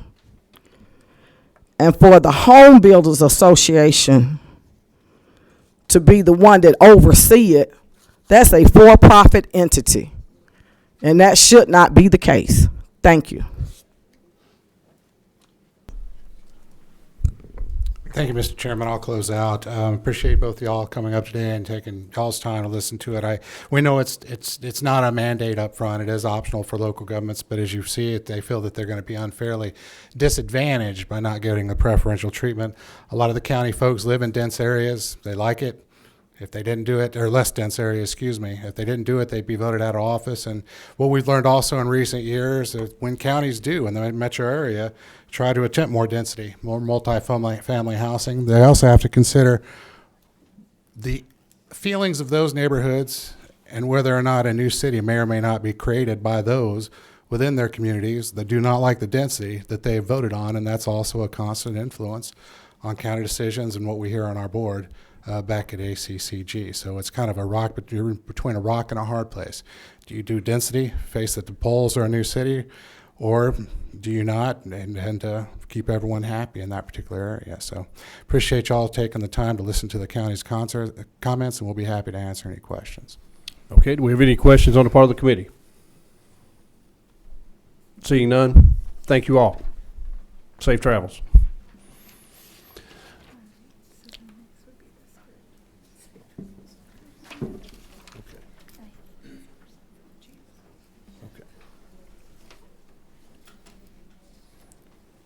Okay, next we're going to call up a group that, the next group, we'll call this the Realtors group, but it's actually Betsy Bradford from the Realtors, Austin Hackney from the Home Builder Association, Noah Renitz for GMA, and I believe Mr. David Rayner from the Georgia Chamber. Oh, I'm sorry. And kind of written in on the side here, we have Cindy also. We'll let y'all go ahead. Betsy, if you would like to go ahead, just each of you introduce yourself as you present. Yes, and proceed at your discretion. Thank you so much, Mr. Chairman. Thank you for having us here today. I am Betsy Bradfield. I am the Advocacy Director for the Georgia Association of Realtors. And we formed this task force about a year ago after session last year, after we all sat down and agreed that we needed to do something on housing. We are at a crisis level in the state of Georgia. Our current average sales price is $400,000, and that's up $30,000 from this time last year. It's not getting better. It's only getting worse. As the realtors, we support access to housing. We think it's a really issue for people getting their first house, so your first-time home buyers, and people who are trying to find their last house. So these are individuals who are trying to downsize. Right now, the market is broken. The housing churn, where you have, a family purchasing a larger house and then a small family moving into that house and having that churn where you move up price points, it's just not happening right now because people are not incentivized to sell their home, and there is nothing that they can buy in their price range. You would essentially be losing money to buy a smaller house and downsize. So we are here to support the task force. We met several times across the state, and each of our groups had veto power, as mentioned, could request changes along the way. We all had at least 3 to 5 members on the task force from our associations, not just staff. It was actually our individual association members. And everyone was in agreement that this was the way forward. So we are happy to present this to you. And if you have any questions, we'll all be available. Thank you, Betsy. Good afternoon, subcommittee members. Chairman Anderson, Noah Reynolds with the Georgia Municipal Association, and I'm here today speaking in support of House Bill 1266. If I could, I'd like to take a moment and recognize where we stand today. 1 year ago, almost to the day, I was before this subcommittee speaking against House Bill 517. This was an uber preemptive bill relating to housing. And this is how far we've come in a year, is that I'm able to stand here today with the realtors, the home builders, and representatives from the chamber in support of a housing package. And it's because that housing package is local option. There's been a lot of good discussion here today and a lot of good points that have been raised about how we can address housing in the state of Georgia and how we can derive a more cost-effective unit for either workforce housing or for the first-time home buyer. And I can tell you this. Last year, when we died, GMA goes and hits the road. We go meet with all of our member cities across the state of Georgia. In all 12 districts that we went to, housing affordability, housing supply was one of the predominant concerns in every single district across the state of Georgia. And I can tell you this, the manner by which that is going to be addressed is going to be different for every single city. I don't need to enumerate those concerns for you here today. I believe what this legislation allows for municipal governments to do is to pick and choose from a menu of options that we hope will work to decrease the cost basis for new development in the state of Georgia for residential housing. Chairwoman Taylor, you mentioned earlier one of the provisions about upzoning, this idea of allowing for a duplex in single-family residential property. That's not going to work in every single jurisdiction. That's not going to work in every community. But I have cities currently that have that on the books, that allow for duplexes, triplexes, quadplexes to be built in single-family neighborhoods. I would assume a lot of communities wouldn't pick that. I have a lot of communities that have a single-family square footage minimum set at 1,200 square feet. I have communities with numbers below that. They're going to meet some of these qualifications, and this legislation sets guardrails for what they can set out to achieve to have the option to receive some of these funding opportunities we've identified at a higher clip, at a higher priority. The state has made unprecedented levels of investment into housing and infrastructure over the past number of years. $250 million to the Georgia Environmental Finance Authority this year, $90 million in the Governor's Workforce Housing Trust Fund. If the state is going to be allocating these dollars, which each of you are playing a role in this process, we believe that this legislation here today helps channel some of those funds to pro-housing communities that are looking to enact some of these choices. So with that being said, I'm happy to take any questions. I know the hour is light. We've been in this room for a long time. I'm happy to take any questions, but I will turn it over to one of my colleagues here to speak on the bill as well. But thank you, and I urge your support on the legislation. Thank you, Mr. Chairman, members of the committee. David Rayner with the Georgia Chamber. I want to first thank the leadership of Chairman Washburn and Representative Fry for bringing this bill forward. This is a product of work from the interim with these stakeholder groups. I will say from the business community's perspective, one of the most pervasive challenges that we see in this state is workforce shortages. And a key element to solving these workforce shortages is workforce housing and providing a mechanism to build more homes to increase inventory throughout the state. What we hear from our members, from employers and employees alike, that employees want to live in the communities in which they work. And we feel that this legislation is a tool in the toolbox, similar to House Bill 514 that came through this committee last year, just to provide us with some tools to enhance that housing inventory. So I would submit to you today that the status quo is unsustainable at this point, and I would just commend the bill for your favorable consideration. I'm happy to answer any questions. Thank you, Mr. Chairman. My name is Austin Hackney with the Home Builders Association. My colleague Cindy Morley is here to also support this bill. From our perspective as the builders in the field putting the houses in the dirt, these policies, these local options are effective and valid. They come from states all over the country, from communities all over the state. Here, we have seen how these policies work in the field. They're all useful. There's no fluff on this list. And I do want to reassure or correct maybe a misunderstanding that the Home Builders Association has no police power at all under this bill or otherwise. I think Representative Fry's comments were more to the effect that, of course, our builder members are involved in the community and they know what policies are being enforced and what aren't. So to that end, of course, we're not going to police this program as home builder associations, but we do see what's effective and what works, and these policies come from places that have implemented them already, and they have a track record of success. So happy to answer any questions about any of the specific policies. But my last point, I think, is if you don't like one of them on the list, then it's obviously not right for you or your community. And luckily, there are dozens of others left on the list to choose from, and they're all useful and effective. So we would urge favorable consideration of this bill to move through the process. There's obviously a long implementation period to get it on the books and to get it enforced and to have it effective.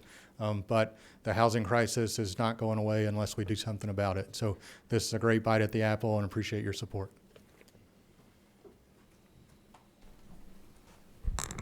Hi, I'm Cindy Morley with Home Builder Association with Austin, Chairman, committee members. In respect of your time, I believe everything that has been said that I would need to say, so thank you. Okay, thank you all. Is there any questions for this panel of the committee? I see none. Thank you all. Last that we have on the list to speak to this bill is Miss Elizabeth Apley.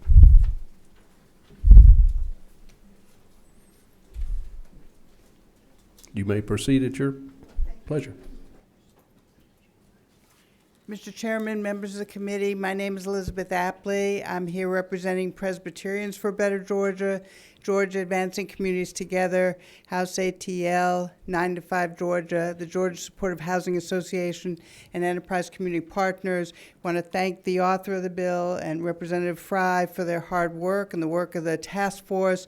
You've heard me speak many times in many committees on behalf of these groups about the need for increased access to affordable housing in Georgia, and that means density and an end to what is often described as exclusionary zoning.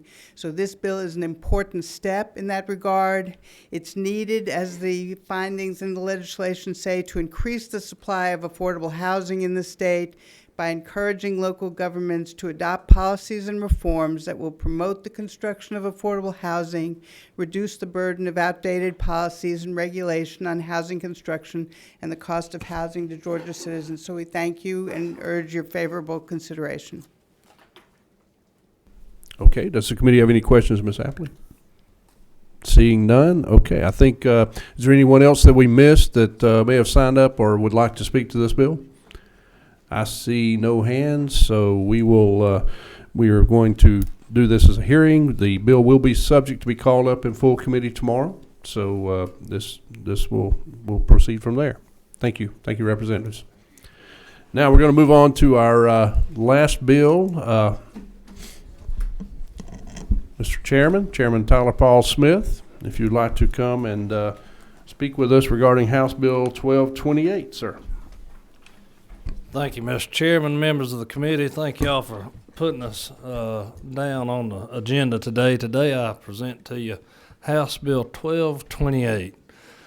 This bill would propose to extend to local governments the current requirement for state agencies to utilize qualifications-based selection for the selection of architectural and engineering firms. This would provide numerous qualitative analysis numerous qualitative analysis have found that qualifications-based selection, or QBS, which I'll try to use a little bit more instead of being so slow with pronunciating all that for you. This consistently yields the best results for the project owner and ultimate end user, as well as decreasing unforeseen cost, and promotes scheduled adherence.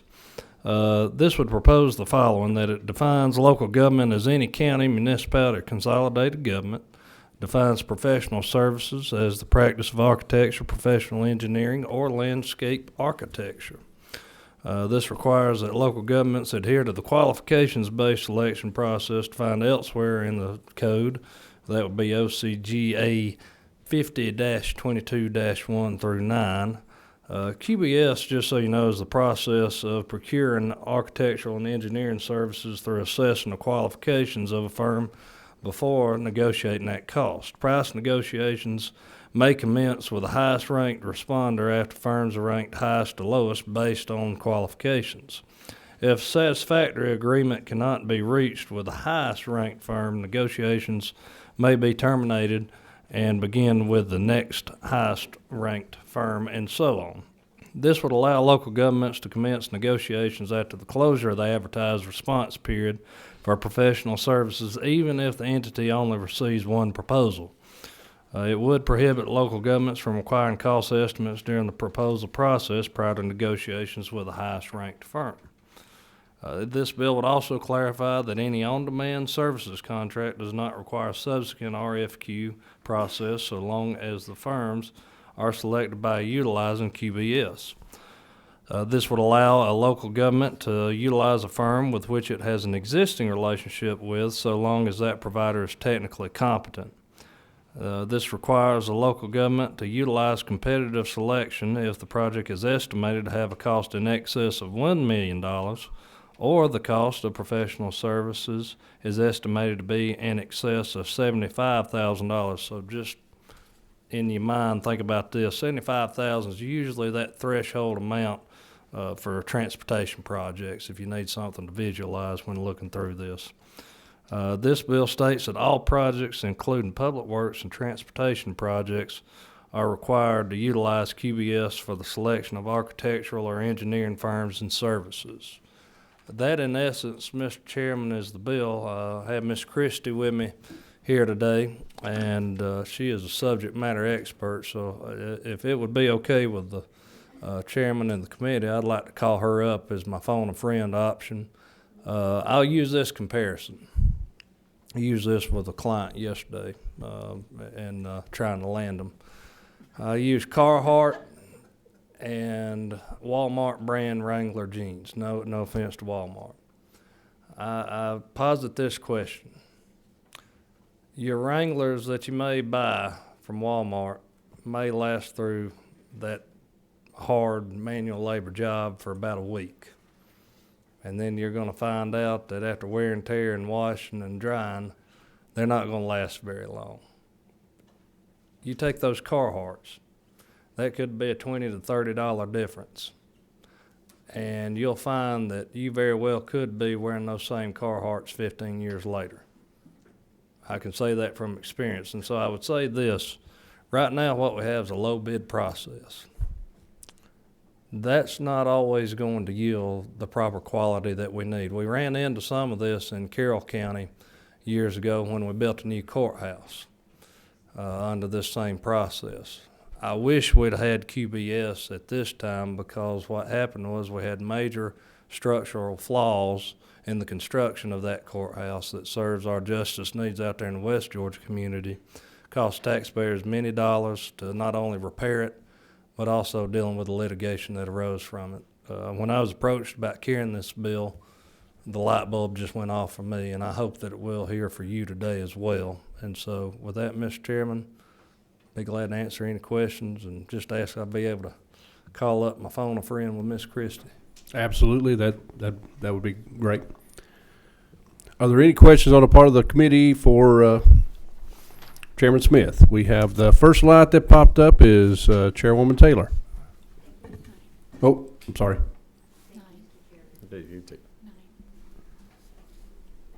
Thank you, Mr. Chairman. I'm glad you had your last little comments about how you came to bring this bill. Yes, ma'am. Does it make a difference? I mean, I live in a small community. We don't have as many resources. We may not have as many that even want to come and bid on our jobs. And I have a concern about that. We're two different Georgias. And that's, it just is. It's a problem. And I kind of want to know if you took that into account. I share that similar rural district that you have as well, maybe not quite as, but I understand those concerns. I would say that still you would have a higher quality contractor that would look to do business with your local counties and political subdivisions, I would think. I understand that you may not have as many there at that time. But as far as a contractor under this process, and I'm sure the subject matter expert could go into this a little bit more, but what I foresee is that with the particulars that the county would have to lay out with the job, you'll have an increased market because those architects, engineers, they would be able to know exactly what that county's looking for, and that it would actually save the local governments in the long run. So I think this attracts a better quality contractor to all over the state. That is our intent. Could I follow up, Mr. Chair? I'm also wondering, because we had a lot of small businesses that would want to bid on these type of jobs, but they may be new, they may not have a big name, big backup, big background, and I'm afraid they would be disqualified, and it would hurt new businesses trying to get established, and they may not have the same opportunity because they may not have the same background, as I said, credentials. They're good, they're just beginning, and would it hurt their ability to qualify under this? I think I understand the gentlelady's concerns. I would say that if someone was qualified to do the job, if they have the proper background, then I don't see this as hurting them. If they can meet the requirements in providing the necessary bid on that contract, I don't see it being a problem for those startups even. I mean, I would liken it to this. You've got an established plumbing company versus a new startup plumbing company. If that new startup can do the same job as what that old established plumbing company could do, it's going to stand on the merit of its quality regardless. Thank you. Yes, ma'am. Representative Thomas. Thank you, and thank you for bringing this bill. I don't work in the government arena. I work in private industry, but I actually did a startup engineering firm and didn't have the qualifications of everybody else, and we found that it was a barrier to get in, to be able to do in the industrial world. But of course, you know, every good small business, we do what good small business does, and you start off with small jobs and you build up that resume so eventually that you'll have it.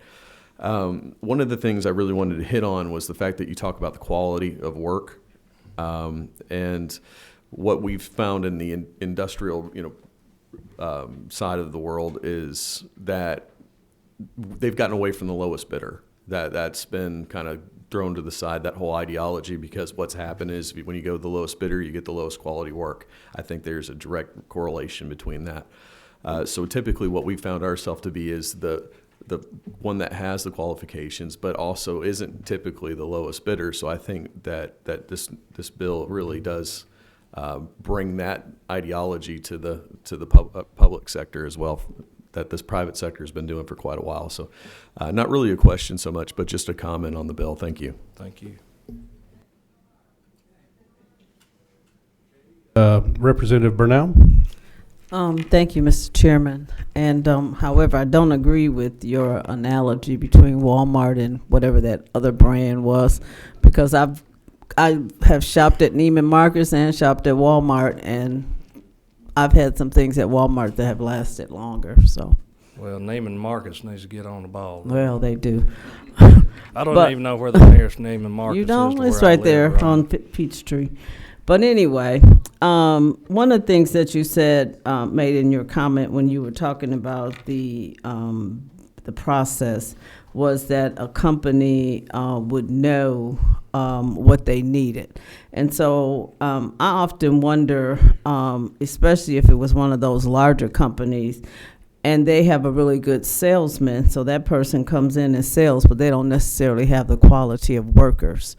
And so I'm concerned because of the fact that a lot of our companies don't have enough employees. And so they may come and say they can do a job, but not necessarily. And then you have a smaller firm that has some really quality workers, but they may not be given a chance because they can't sell themselves the same way. So how would this affect them? Hi, Christy Torello, ACC Georgia. We represent the Trade Association for Engineers. We don't believe that this would disqualify smaller firms. In fact, that we believe that this helps smaller firms get into the arena, because what you have a lot of times is larger firms, they underbid because they can afford to undercut all of their competitors, which is why they're getting their contracts. So this actually promotes a diversity of firms and small firms in allowing them to get into the playing field, because when you have cost and you have those economies of scale, you can undercut those smaller firms. So we believe that it actually helps those firms, and we represent roughly 240 engineering firms throughout the state, and 80% of our engineering firms are fewer than 60 people, so they identify as small firms, and they are very supportive of this. Okay, thank you. Representative Williams. Thank you, Mr. Chairman. So I guess I am having concerns similar to those of Chairman Taylor, and I was wondering, can you walk us through the process for a business getting qualified? So you would do an RFQ, a request for qualifications, not a request for quote. That would be cost. But the local government would do the RFQ, and they define what the Q in qualifications means. So if they wanted to score heavily something that was local, like you guys are in Cobb County, and we're going to put a heavy weight on your proximity to the project, because that actually reduces costs for us because we don't have to reimburse you for so much. That would be helpful, but the local government would create the qualifications, and they would submit that for a solicitation. They would have that advertised period, and then after that advertised period, they would rank all of the highly qualified firms, generally 1 through 5, and then they would start price negotiations with the highest ranked firm. And if the local government is not satisfied with the price that firm came up with, they terminate in a very formal way, and then they can go to the second highest ranked firm. Well, that wasn't exact, thank you, but my question was more as tell me what a business has to do to become qualified. What's that process? Generally, they have contracts that they can show for previous work. If they're a startup firm, they may have to have, letters of recommendation if they have absolutely no experience. But this sets limits. The bill has limits. So if you wanted to do some smaller projects and you wanted to just get in on the ground level with some of these local governments, you could create a relationship with them and say, hey, we could do some sidewalk repairs. I'm qualified to do this. I've studied this before. Just give me a chance. And then the local government could say that, sure, let's do that, because that would be under the limit, and that would be under the limit for competitive selection. Well, and just one more question. So what happens if you're in a community where there are, one or fewer qualified companies? I mean, what impact is that going to have? I mean, can you foresee that happening? We've been talking about small rural communities, and I'm wondering what would happen if there were no qualified companies. So there are plenty of instances where a lot of local governments are not getting any responses to their RFPs, but that's primarily because they're asking for cost, and those cost proposals kind of scare firms away because it takes so much work at the front end for them to create these cost proposals, particularly because they want to come up with something accurate, even if they're utilizing low bid and they're trying to undercut their competitors. So that's primarily what we're saying with some of the smaller local governments that aren't getting any responses.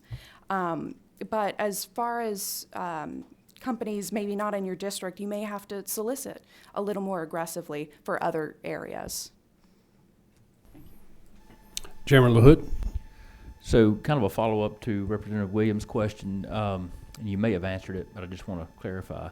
So did I hear you say that each local government would set the criteria the quality criteria that they're going to judge these subcontractors on. Yes, this bill is not prescriptive in what the qualifications are. It just says you have to have the qualifications and you have to assess those before you start ranking firms and begin those price negotiations. And if I just may add one thing as an addendum there, that creates a lot of transparency for your local citizens, because a lot of times, especially out in rural areas, it's hard to figure out what the criteria were for this bid when they set it out there. We've had that back in our local area a whole lot, and it just makes you want to pull your hair out trying to figure out what were the criteria that were set when somebody's brother-in-law gets the contract. I mean, it looks like nepotism and cronyism, you know. So this was a huge sticking point for me too with this legislation, was the transparency that it would bring for local citizens to see what these criteria set out would actually be. Okay, Representative Thomas. Hey, thank you, Mr. Chairman. Yeah, to just kind of hop off of the line of questioning here. Typically, well, first of all, to even own an engineering firm or an architectural firm in the state of Georgia, you have to be a licensed engineer or architect. So you immediately set that qualification right out of the gate.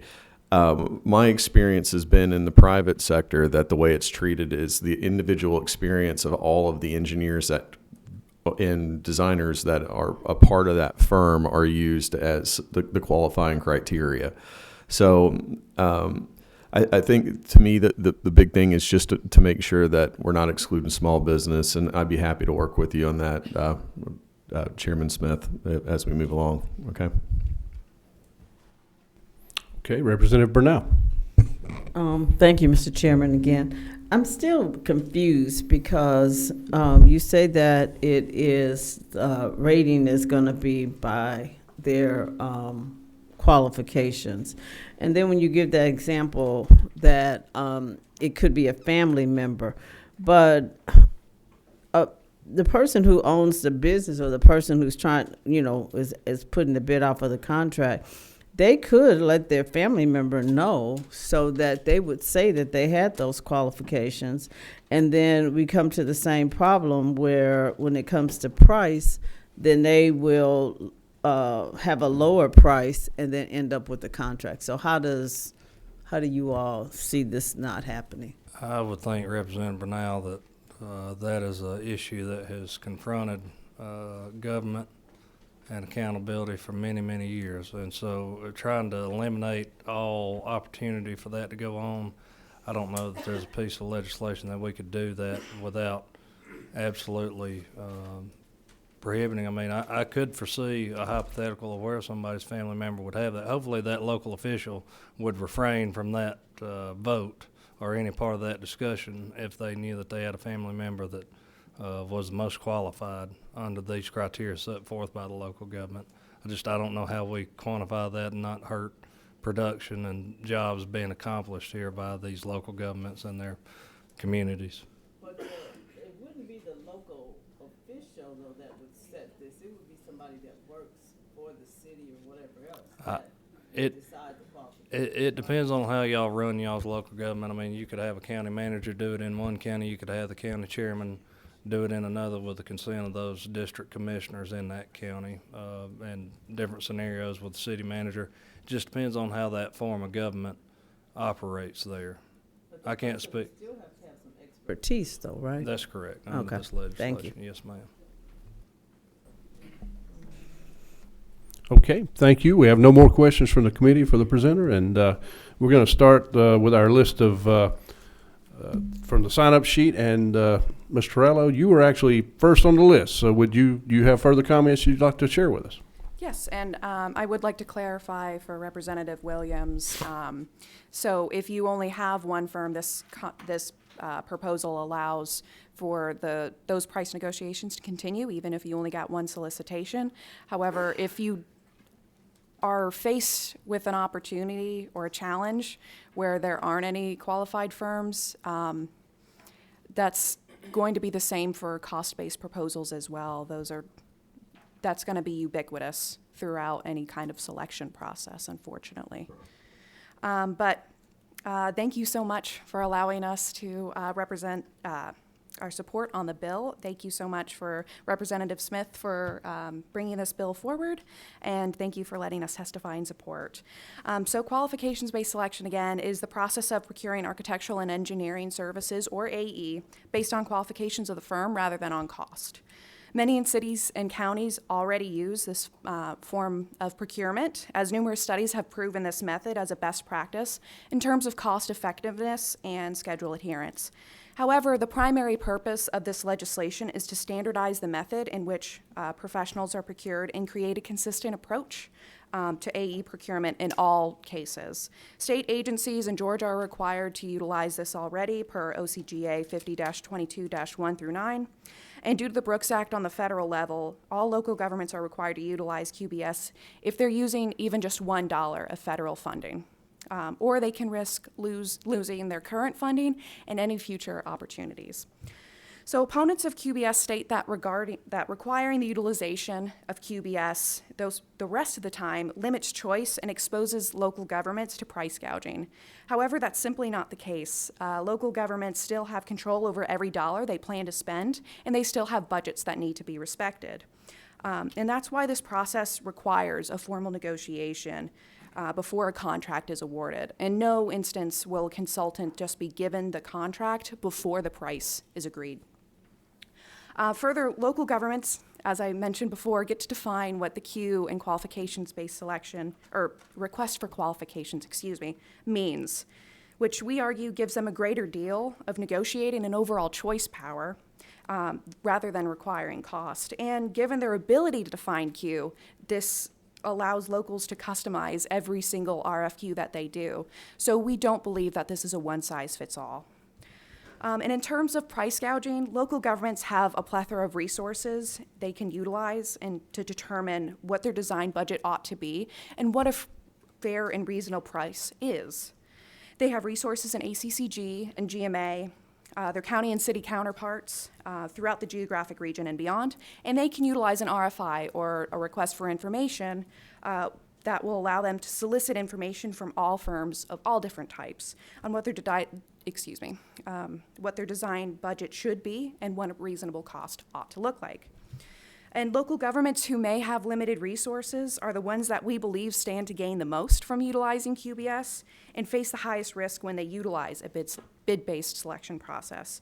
These are the entities that exhaust the most resources when attempting to create a comprehensive solicitation where a consultant can actually respond with an accurate cost proposal. Or worse yet, they may not even know that they don't have a comprehensive scope of work, and without a fully defined scope of work, most seasoned consultants simply won't respond to the bid. So these local governments are often left with consultants who underbid and will ultimately underdeliver. Excuse me.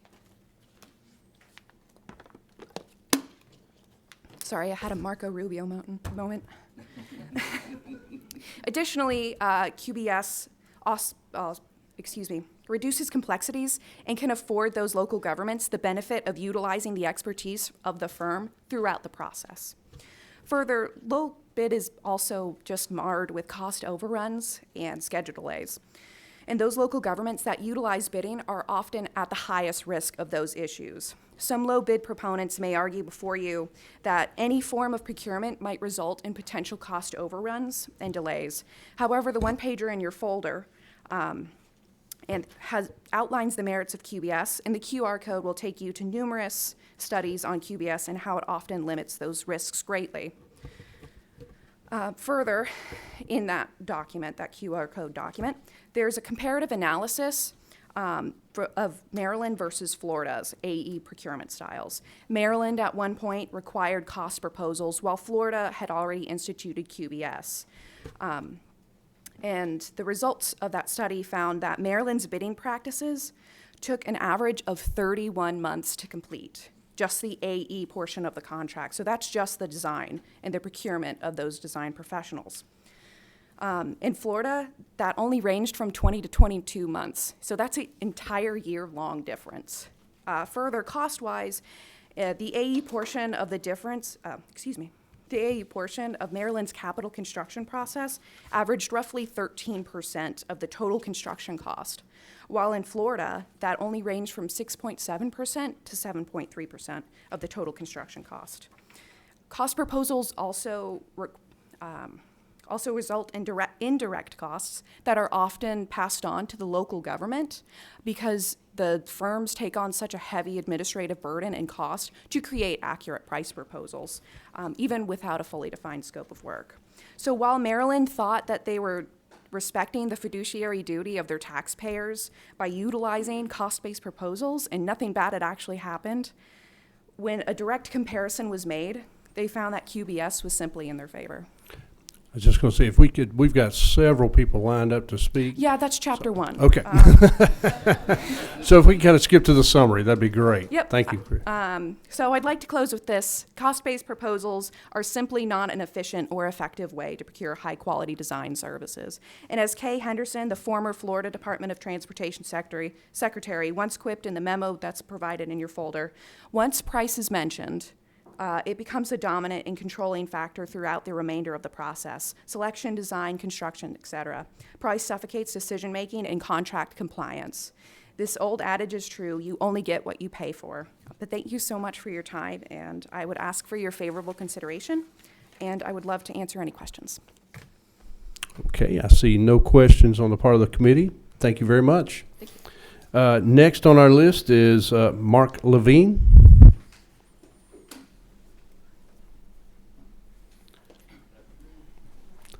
And I will ask the rest of the, been a little lax. I should have done this ahead of time, but we're getting later in the day, and we still have a couple of bills for the election subcommittee to hear. So if we can just kind of stick to the main talking points and proceed. Thank you, sir. My best. What she said.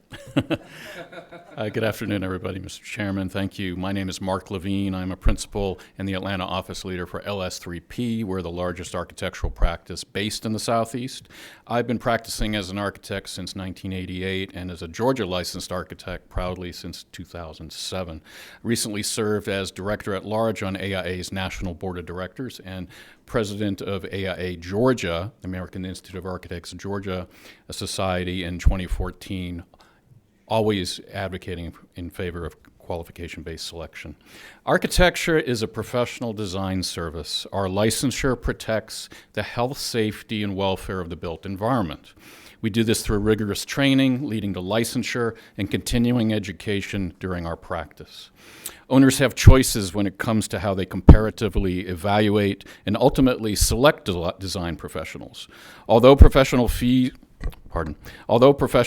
are a valid factor in that consideration, architectural services are simply not a commodity. They are complex and require a high level of specialized skill.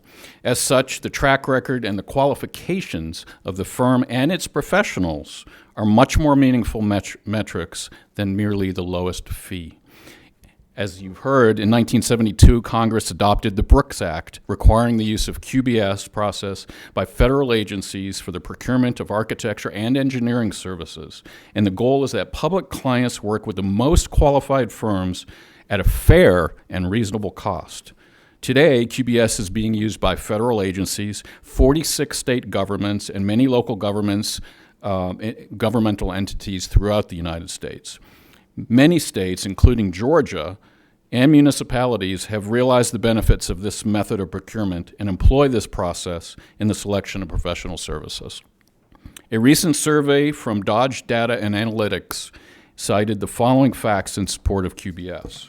Owners who procure design professionals based on qualifications have better success in managing a loosely designed scope versus committing architects and engineers to fees without an understanding of the full level of effort required to execute the project properly. Owners who procure design professionals based on qualifications have better ability to adhere to a project budget without sacrificing scope or quality. The same applies to schedule adherence. Owners who procure design professionals based on qualifications see less errors and omissions, again quality, during the construction phase, resulting in less change orders. And finally, as buildings and related projects become more and more complex, A firm's expertise becomes even more essential to effectively addressing these challenges. Ultimately, QBS helps owners assure that they select a firm that is best suited in executing their project, best understanding the nuances of a project's program, albeit simple or complex, and knows the questions to ask in the process of design, assuring that a design is most responsive to meet their needs. And at the end of the day, the resulting total cost of a project that employs QBS procurement is oftentimes less than those using a fee-based procurement. Municipal and county governments have a fiduciary responsibility to their taxpayers to make responsible investments and spend dollars wisely. This includes tax dollars that are used to secure a quality project, not one that is hamstrung by poor procurement processes, and QBS is a vehicle that helps public officials meet this responsibility. Finally, as I close out, I have another analogy for you, and I ask that you ponder the following. So, as I mentioned, we offer professional services not unlike that solicited by your doctor or your attorney. We look after the health, safety, and welfare of our communities as applied to the built environment in our communities. So my question is this: if you are soliciting a doctor for a needed surgery, would you shop professional fees seeking the lowest price, or would you seek out the most qualified professional? No one chooses their surgeon based on price. So why would you want to choose a professional services provider like an architect or engineer in that way as well? Thank you for your time. Thank you, sir. I see no questions. Thank you. Next, Mr. Mark Woodall.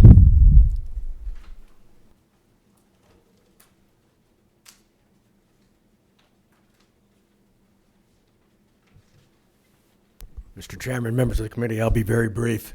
Mark Woodall with Associated General Contractors. I represent the commercial builders that build the projects that our architects and engineers design. We're very much in favor of this legislation that's been introduced. Actually, there's no statutory requirement at all, I don't believe, to competitively select your architects and engineers at all. We're selected through design, bid, build, construction management, a number of different methodologies, but we very much believe that they should be competitively selected. We're very, very supportive of qualifications-based selection, believe that's the best way to select providers of design services. Be happy to answer any questions. Thank you. Thank you, sir. Next, Martha Ravello.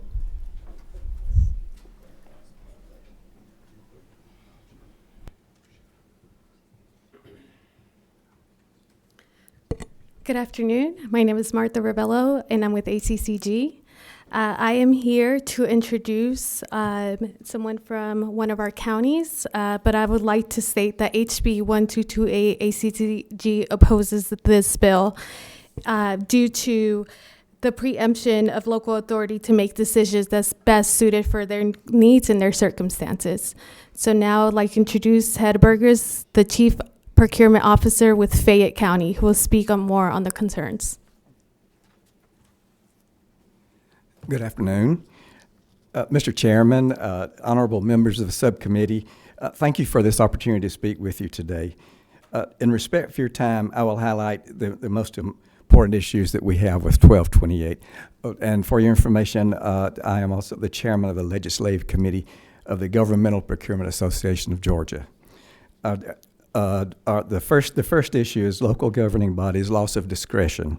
Local government discretion in selecting architects, engineers, or other professional service contractors is a long-standing legal concept, as was just mentioned, which it goes back many decades. Qualifications-based selection, or QBS, is a tool that counties can use for procuring professional services at their discretion, except when federal money is used, as was heard. But there is no apparent reason to make it their only tool. In fact, our county has used the traditional RFP process for the last decade that I've been in the job, and it's been used quite effectively. Number two, the concept of fair and reasonable fees. House Bill 1228 would require us to select firms based on their technical merit without knowing price, as has been said, and then we would negotiate a fair and reasonable fee. I believe that both parties to the contract want these fair and reasonable fees. However, it can be difficult, especially for the smaller counties, to know what is fair and reasonable for a given project at a given point in time. And this is especially in today's economic environment with its quick changes. One of the best tools that counties have for determining a fair and reasonable fee is to compare the offered prices of the various firms who submit proposals. House Bill 1228 would prohibit counties from seeing any proposed fee except from the firms they're negotiating with. This puts the local government at a disadvantage in the negotiations. They would no longer have sufficient information to understand the current market conditions for the local area. Then number 3, use of state level laws for local level administration. There are considerable differences in the quantity, size, and complexity between a state level project and a typical local project. The process provided in Title 50 for state level acquisitions of professional services works well for state level projects. However, to require all local governments to use it for, in essence, most of their professional services needs would increase the administrative complexity they face with, maybe proven benefits or maybe without proven benefits. And especially smaller Georgia counties, we especially feel the impact. They're just not going to have excess resources to absorb these additional administrative works. And I just want to point out a line 40. If a business already has a contract, they're able to add new projects without competing, which could potentially hinder the opportunity for new or smaller businesses seeking to expand. So I just wanted to make sure that you were aware of that. Again, another thing that was noted by an expert, without really knowing what the market price is and not knowing what other firms could charge, how local governments do not have, a lot of them, especially in our rural communities, they don't have the expertise of developing an estimated price beforehand. So I also want to note that as a potential harm to our rural communities and smaller local governments. Thank you. Thank you. Next on the list is Mr. Jim Thornton.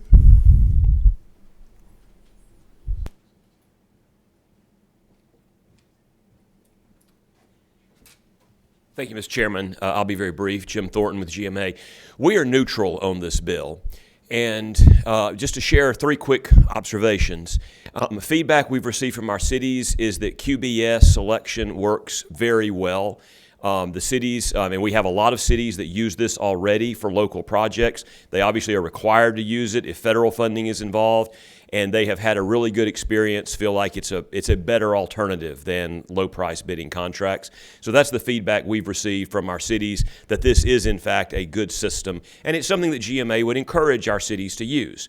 Now, obviously, we have concerns anytime there is a statewide mandate, as we do with any other type of legislation, but our cities have expressed recognition that there is some value to standardization, since this is already required with federal projects. They've had good experience with it, and it's something that probably could be adopted as a statewide standard going forward.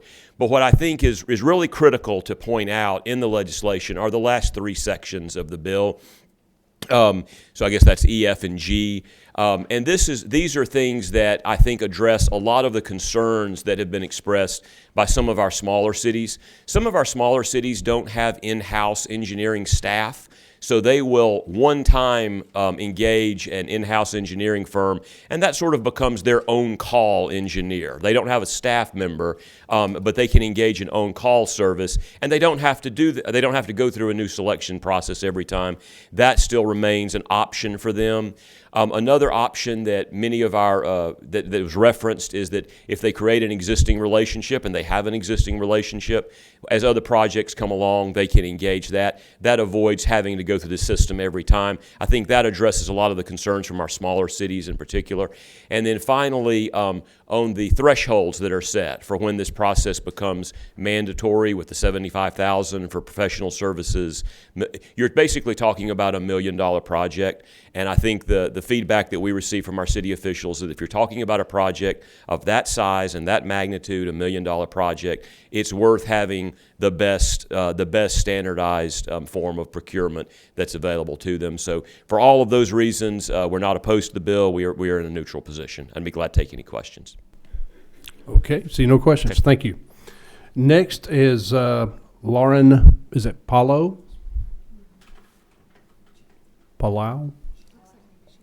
Maybe she's not here. Okay. Then Daryl Rochester.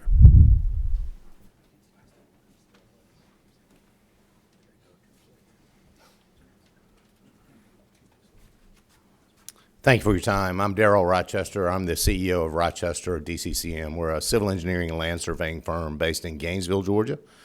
Have offices across the country. Also have an office in Georgia in Fayetteville. I really wanted to just share a couple of anecdotal things that have happened to us through the years. I've been doing this. It's hard to believe I've been doing this almost 50 years. So I'm an older guy than I look, but I've been around the block a few times, and I will tell you what I've experienced through those years.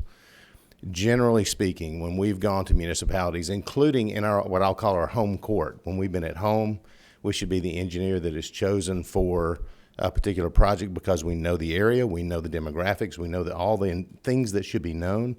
We have been not selected because we didn't have the cheapest fee. And what's happened in many of those cases is that the agency has come back to us and said, can you help us straighten this mess out that we've got on our hands? And that's what's happened more times than I care to admit. We've had that happen in both in our offices on the north side of town and the south side of town in Georgia. And so because of that, what we've determined is that the qualifications-based piece is very important. I will also tell you that we've had in some cases where a municipality will go and they'll say, all right, there were 8 firms that submitted. All 8 of you are engineering firms, therefore you're all qualified.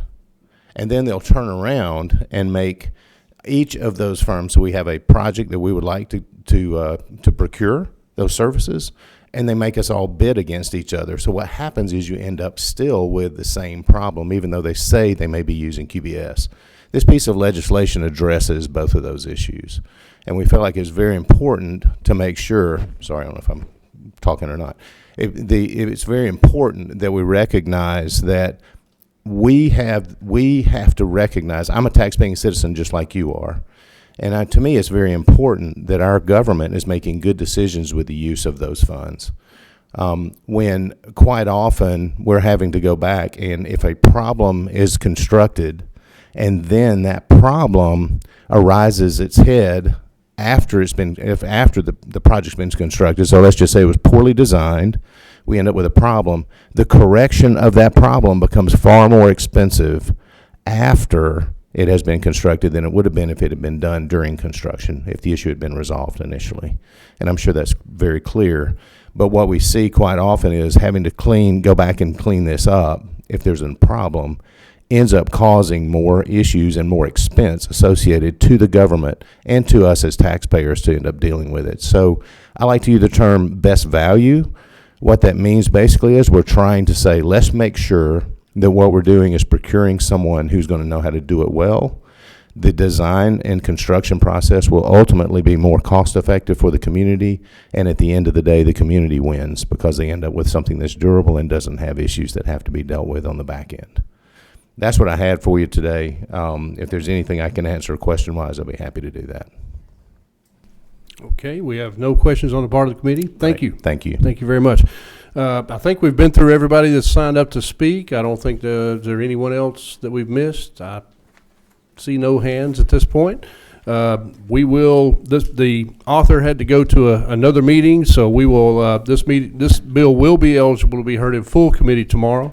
And with that, I will adjourn this meeting. We're going to take about a 5-minute recess and reconvene as the election subcommittee for those that sit on that committee and proceed from there. Thank you.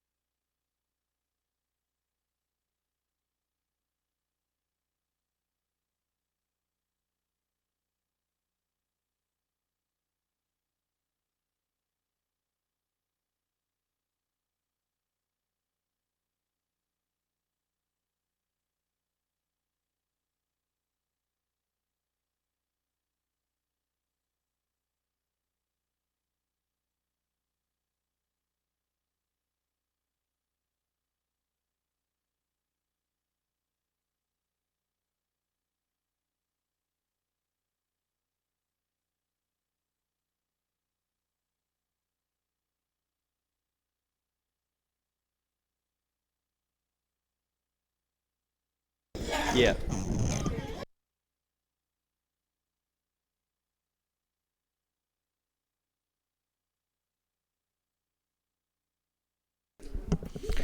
All right, good evening, everybody. This is the Governmental Affairs Subcommittee on Elections, and our subcommittee chair, Rob Leverett, is not able to be with us. He's held up in another committee, so I'll preside over this one.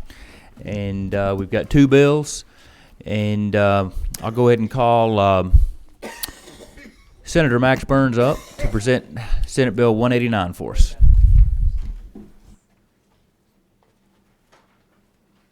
Thank you, Mr. Chairman. I appreciate the committee and the opportunity to share SB 189. It's a straightforward bill. It won't take long to review it. If you have copies in your folders, you'll realize it does one very simple thing.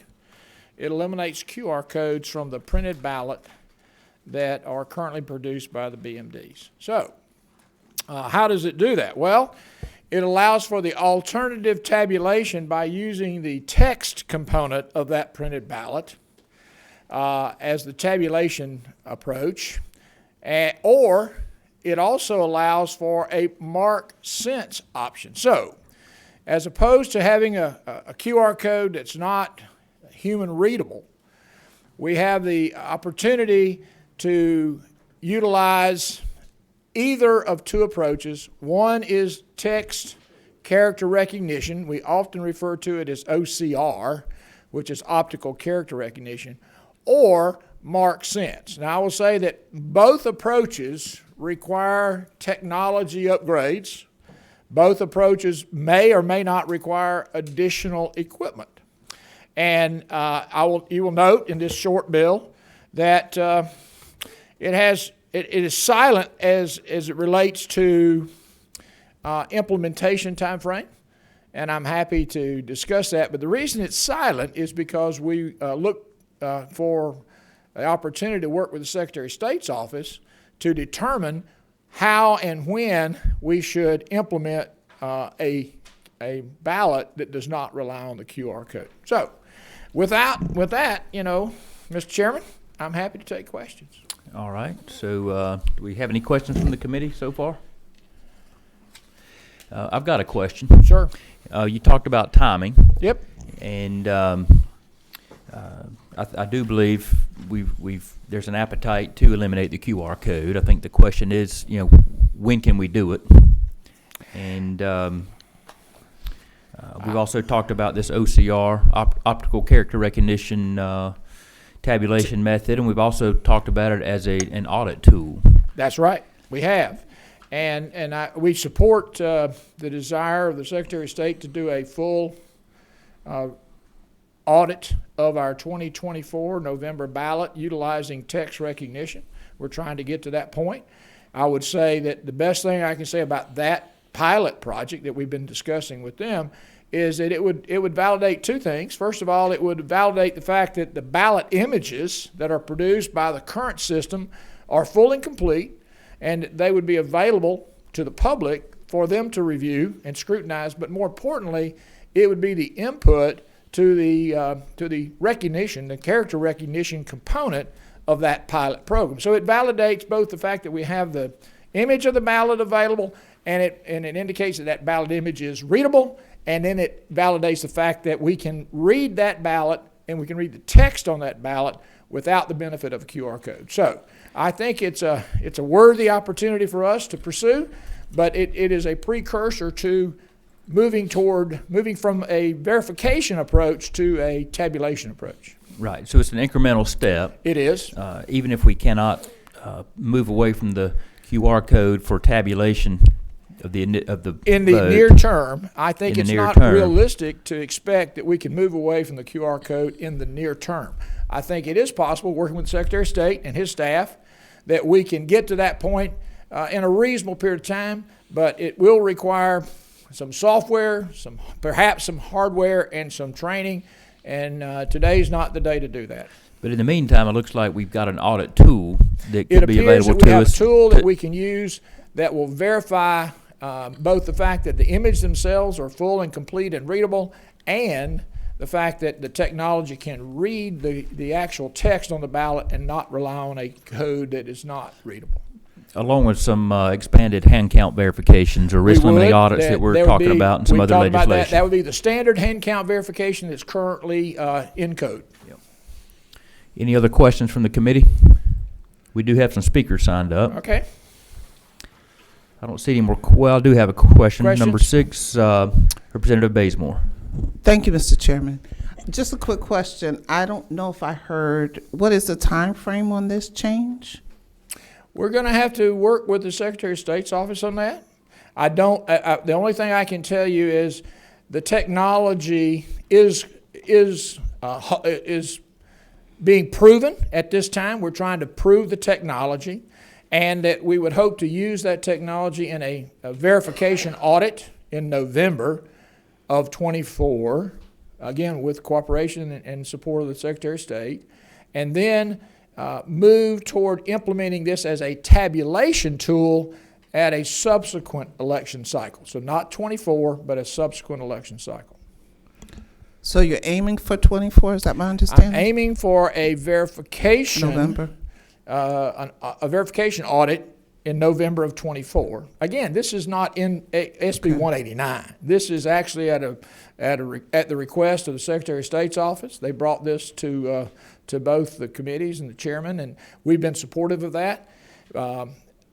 This bill would take effect at a point in time that would likely, it would be beyond the 24 cycle. It would so it'd be the 25 or 26, hopefully 25, but we've got to work that out with the Secretary of State's office. Okay. They're the ones from an implementation perspective. Once we choose the technology, actually once they choose the technology, then we've got to go through the physical implementation of that technology. It will likely require perhaps new tabulation equipment. And if we go to a marked sense approach, it would require a full-face ballot, which is an option as well. And I will tell you, we're getting to the point now where multiple vendors are developing the capability to do this type of tabulation and verification, and not rely on a QR code. So follow up, Mr. Chairman. All right, one more quick one. Actually answer my question, because I thought you wanted to implement this in the 2024 election, which I would say that that's not a reasonable expectation. Right, that's what I was thinking. Thank you. No, while we all might want to see that happen quickly, I don't see that as a reasonable expectation. And the other part of my comment was, you said more equipment down the road. How much are we looking at? We've got to wait and see what is recommended. Okay. And what the technology is available. But I would suggest that if we use it depends, and everything does. But the reality is, current equipment could be utilized for the verification audit. Perhaps we would need different equipment if we went to tabulation. But you see a financial impact eventually. We would have to get a financial impact to move forward. Okay, thank you. All right, Chairman Deloach, did you have a question? You passed. All right, we do have some speakers. Good. Thank you. So we'll let them come up. We'll start with Mr. Victor Tripp.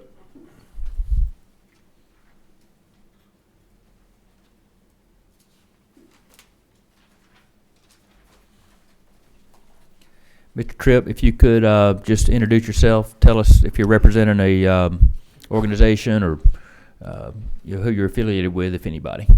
Thank you, Mr. Chairman, committee members. I am Victor Tripp of DeKalb County, representing myself, and I strongly favor election integrity laws, but I oppose this bill. In fact, I think it's a bad idea. I'm sure we all agree with the purposes of any bill like this, and that's to improve the security of the election system and to restore confidence in our elections. If this bill becomes law and Dominion is paid to program the scanners to read the text rather than the code, QR code, we have no way to tell if they did it. No way to tell if they did it. And that is why the second purpose, restoring confidence, will utterly fail. In fact, it may look like a cover-up and further erode confidence.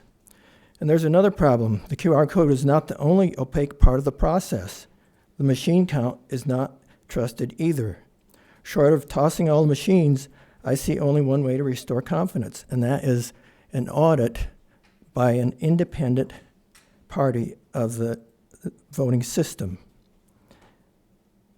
And that can be accomplished in with two different steps, two different changes of the code. First, get rid of the QR code so that we know that what's written on the ballot is the voter's intent.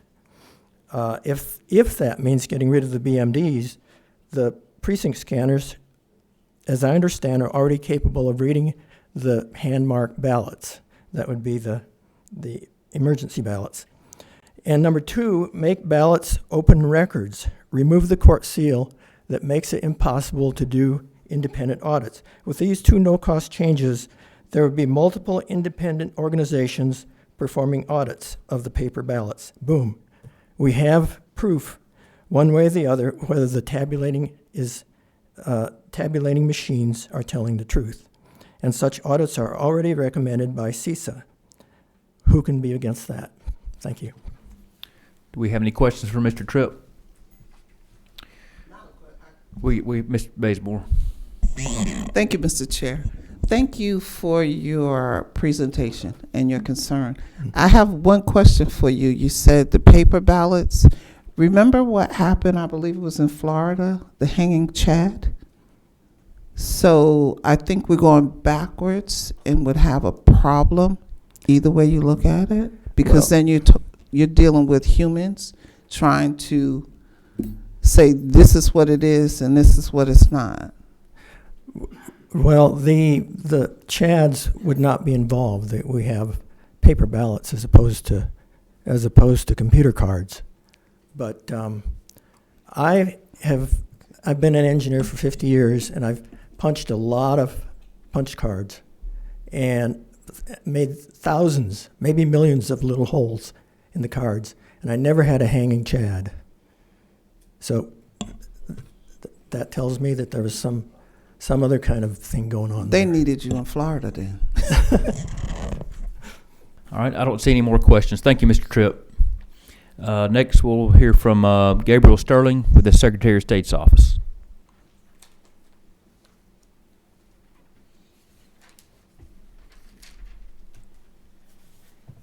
Thank you, Mr. Chairman, members of the committee. It's QR code discussion time again, I suppose.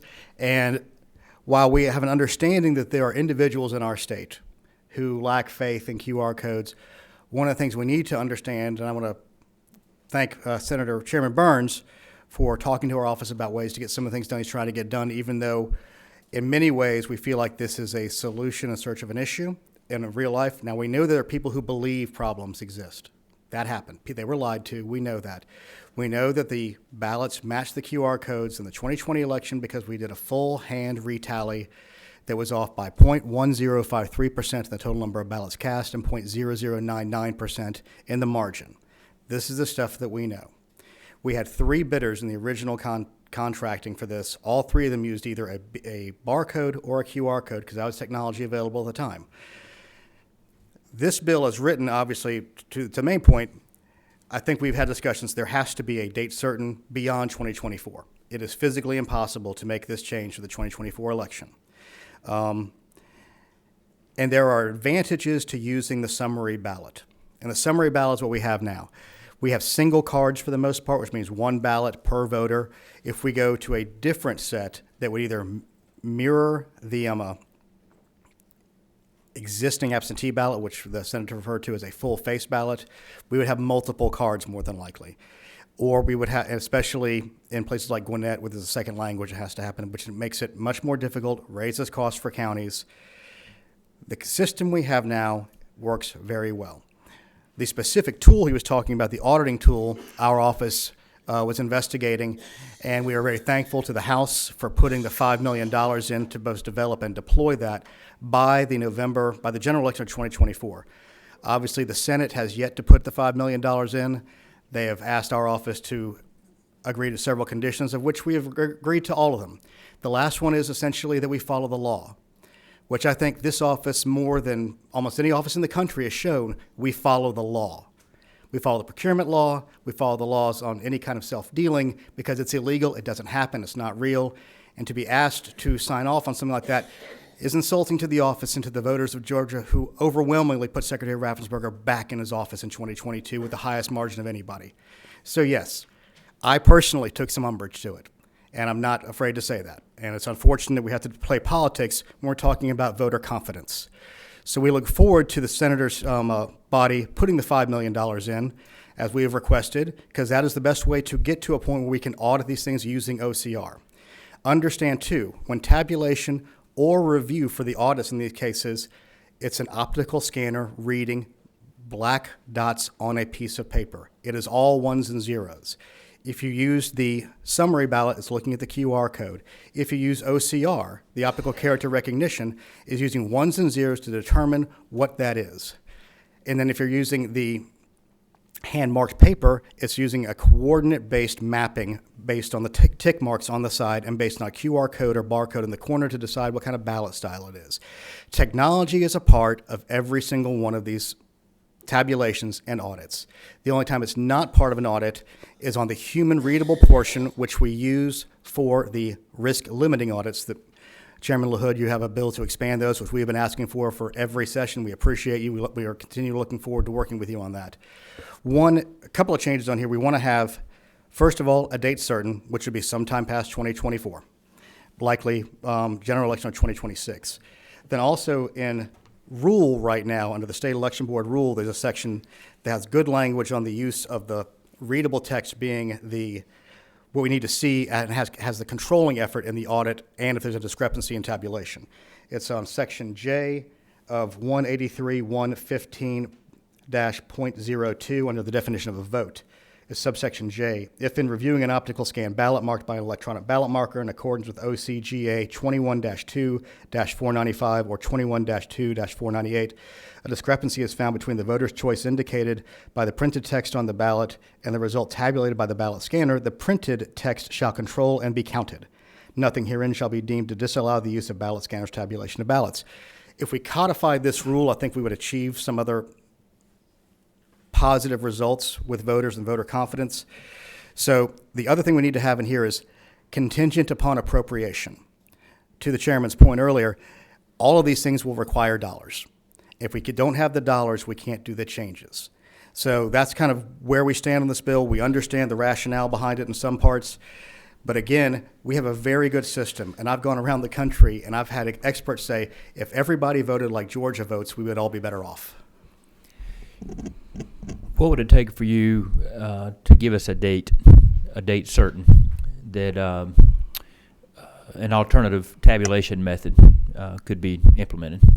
With the existing, we would probably, I think we've had this discussion, but I'm happy to put it on the public record, it would require an upgrade from the 5.5, which is the democracy suite we have right now, to 5.17. And to do that would be 6 to 9 months. If we went to the full face ballot, mimicking the standard ballot, we would have to purchase equipment, and it would probably be a version of an HP printer, but we have to basically give them a long lead time because it's obviously 34,000 printers that have to be replaced. So we could probably get it done by the general election of 2026 if that was necessary. Our hope would be that using the audit tool would instill enough confidence that we don't have to make that big of an investment and that big of a change again. But that would be the date I would tell you would be the general election of 2026 or the general primary. I think general election is safer. We could do it before then, but at a no later than would probably be the safest thing to do because we don't know the challenges we might face in making these software changes and hardware upgrades. So we have a question from Chairman DeLoach. This is a quick question, probably a very quick answer. In all of the audits you've done and the hand recounts and everything we've been over in the last couple of years, how many instances have you found where the QR code did not read the same as the printed text on the ballot? None to my knowledge. Thank you. Anybody else on the committee have a question for Mr. Sterling? Thank you, Mr. Chairman. Thank you. Thank you all. All right, next we have Todd Edwards with ACCG signed up to speak.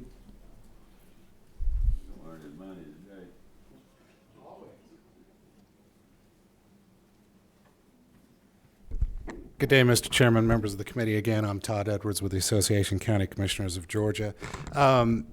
I come to speak on just the election bills in general that have been introduced this year that are still pending. I think it's on all of our best interest to ensure election integrity in the state of Georgia. Also for Georgia counties, we want to make it administratively feasible, cost effective, and in some cases home rule, as we are the ones, Georgia counties, that administer state, local, and federal elections. On that note, I want to thank, I've been working closely with several of the authors, including Chairman Burns, Chairman LaHood. You've taken a lot of our concerns into consideration. I think if you talk to election officials around the state, they're with you. It's just a matter of timing. Again, it's a matter of cost. We've had bills introduced on, and y'all are very familiar with them, watermarks, chain of custody, I believe is today, audits, proofs, text portions of bill. It can be a bit overwhelming if considered all at once. When y'all sit down, if you're to merge these into one bill or look at time considerations, I would just urge that you keep those in mind, and I've had this discussion with you going forward. I appreciate particularly the timing, possibly being extended for the legislation we're speaking on right now, and your consideration in those other areas.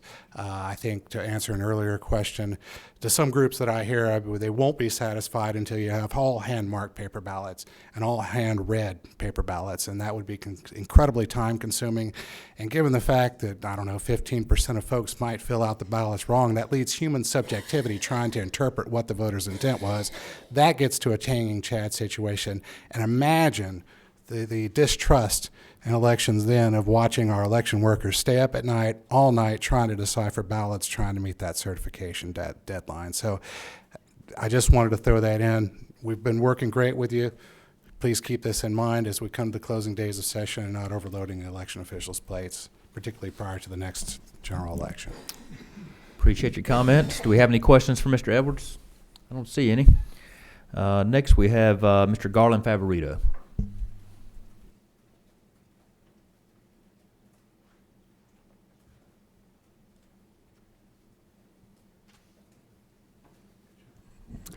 Thank you, Mr. Chairman. My name is Garland Favorito. I'm co-founder of Voter GA.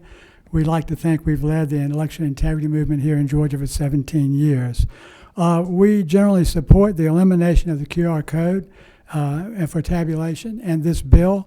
I explained back to the Secretary of State before he was ever Secretary of State the problems with QR codes back all the way in November of 2018. $150 million later, the United States District Court found that the system is in violation of 2 Georgia statutes. That was back in 2020.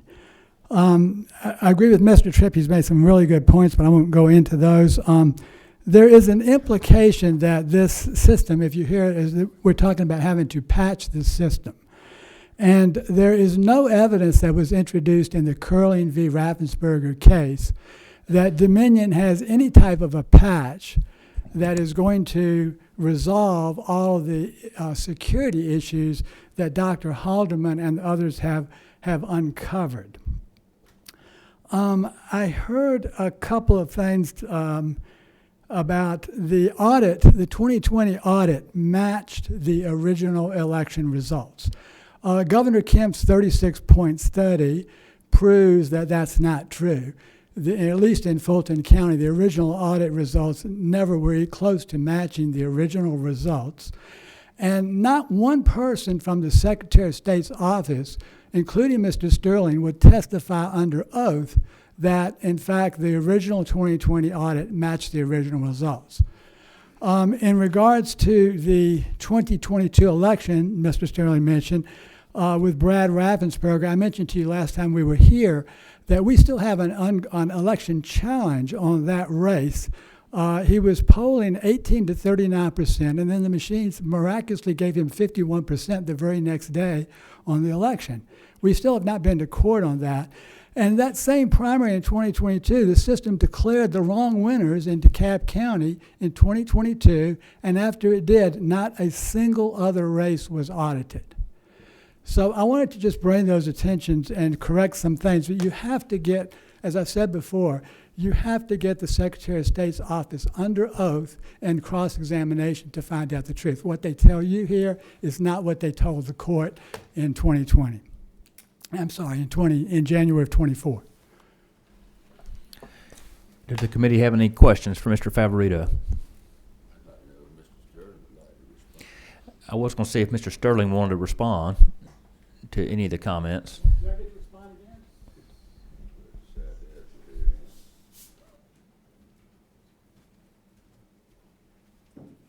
I appreciate the opportunity.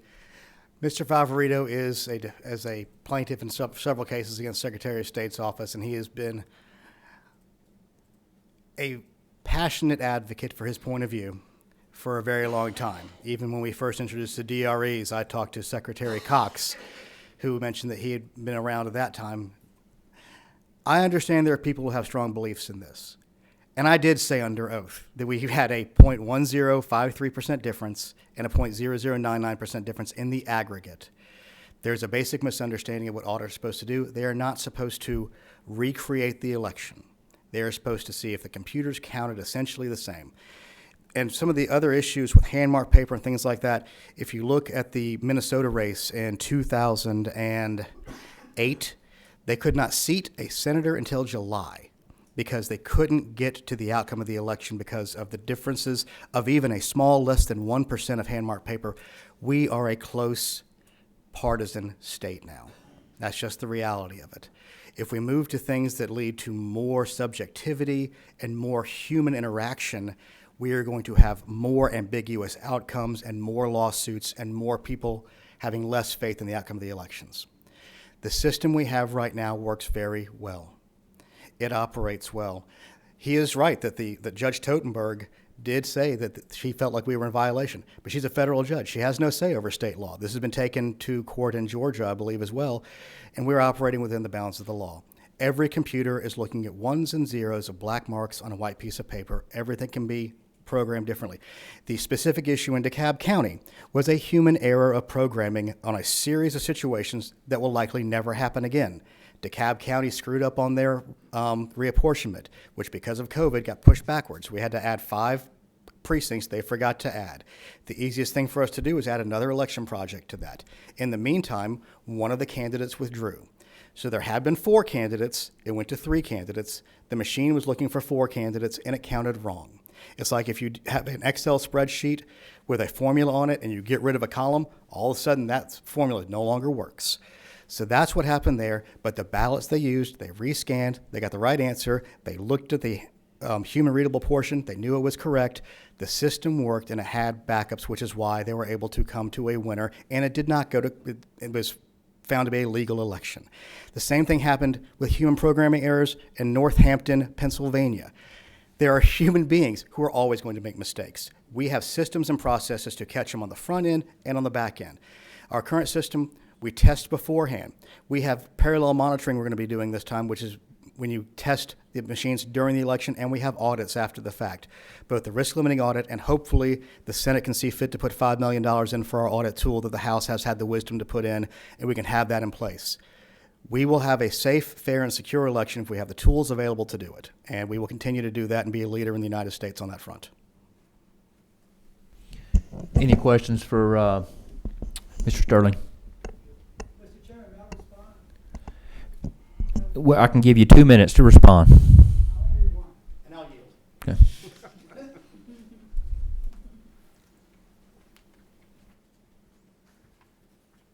I just want to respond to one point that Mr. Sterling made, and that had to do with the DeKalb County District 2 Commission primary, which I was working with the DeKalb County Board of Elections at that time. We researched that, and nationally we had a team of people look at that. We do not believe that that was solely attributable to human error. What Gabriel Sterling is talking about, it was a ballot alignment problem, and that was clearly part of the problem. However, there's still no explanation to this day why the machine failed to count 1,800 votes. And counting failures are consistent throughout this system. There's another complaint that was filed that showed that we had a QR code rejection problem in 65 of 67 counties. That same problem caused the Tennessee Secretary of State to recommend discontinuing use of the Dominion 5.5 system in the state of Tennessee. It was already been rejected in the state of Texas as being unsecure, and the people in this state do not trust this system, and you cannot patch it and expect that the problems are just going to go away and people are going to trust the system. We have a really serious problem that Secretary of State's office is not willing to recognize. Thank you. All right, that's all the speakers we have signed up on this bill. Does the committee have any more comments or questions? Yeah, this is a hearing only. Just didn't want to make that clear. And it sounds like the sponsor is offered to work on the bill when he gets some clear direction from the Secretary of State on timeline and other things like that. So look forward to continuing to work on this with you, Senator Burns. All right. Next, we'll move on to House Bill 17, and this one ought to go fairly quick. We've heard this bill a couple of times in committee last year.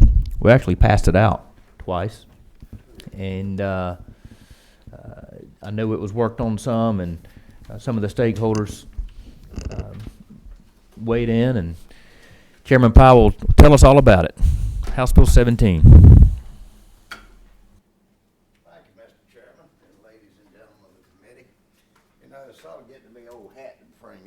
Forward to you.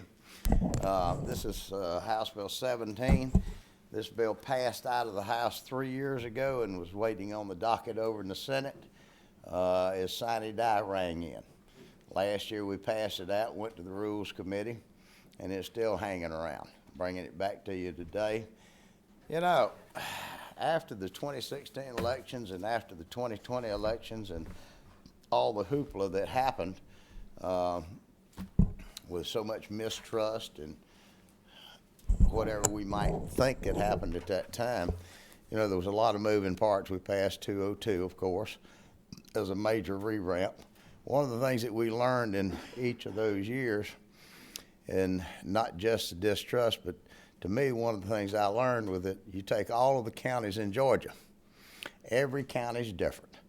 There was no uniformity in the way anything was done, which is what led to the distrust. You might go into rural Georgia, a lot of distrust for the metro area. The metro area looked at rural Georgia probably in the same light. And one of the things that we've tried to do on election reform was to try to put some uniformity about the way things are handled. This is a very simple, non-technical bill. This doesn't deal with the Dominion machines, it doesn't deal with technology, it doesn't deal with anything but the human equation. That if you're going to have an election, there needs to be a chain of custody when it comes to the ballots and such like this. This thing came as an idea from a lady from up in northeast Georgia. Actually, Chairman Leverett and myself, we belong to this lady, and I didn't know what was being said. She kept talking about chain of custody, and I had lost sight of what she was talking about until I finally listened one day. She was giving a program on it, and I said, you know, this absolutely makes sense. So if you'll look at this bill, it's probably easier for me to tell you what this does, but there'd be rules formulated about a chain of custody, basically a sign-in sheet. It would entail on secure boxes that the ballots along the process and the different types of ballots would be placed in, and a lock box per se, and with a sign-in sheet, so that you know who is getting in and out of these different boxes along the way. If you look in section 1, that was some cleanup language the committee put in there. That language on lines 33, 34, just some cleanup language. Section 2 is where you get into the drop boxes. This deals when the drop boxes are in use on lines 53 down to 55. This basically says that in the case of the drop boxes, when they're not in use, that they'll not be able to they'll be able to seal that over so nobody's dropping ballots into those boxes.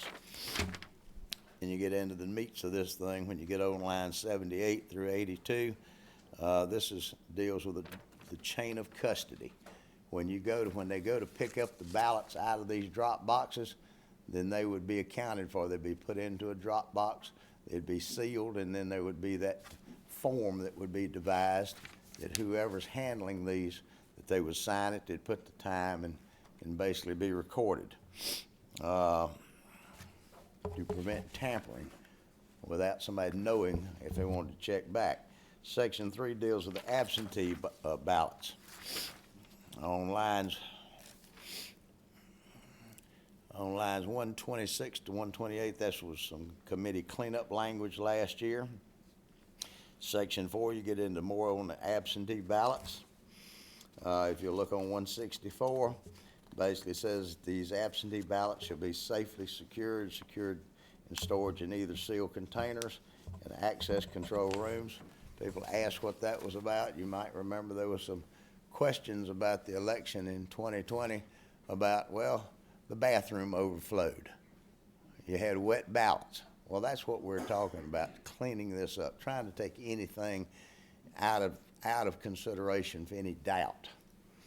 You get on lines,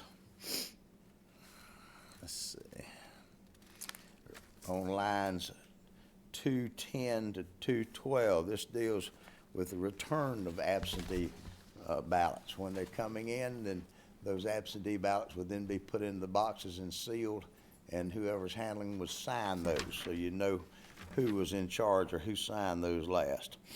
The same on lines 238 through 241.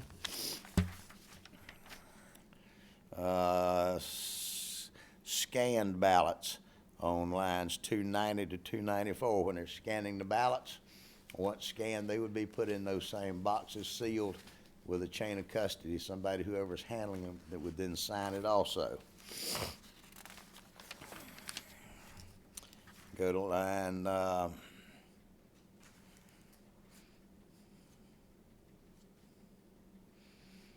339 to 341.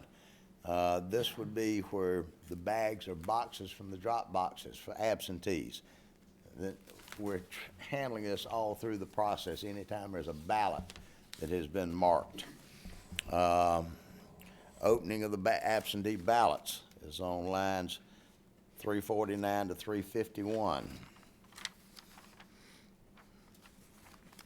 Challenged absentees, where there's absentee ballots that may be challenged.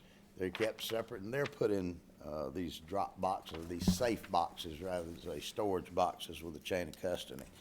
Section 5 deals with the provisional ballots, the same process, that they'll be recorded witness with a chain of custody document specified by the Secretary of State's office.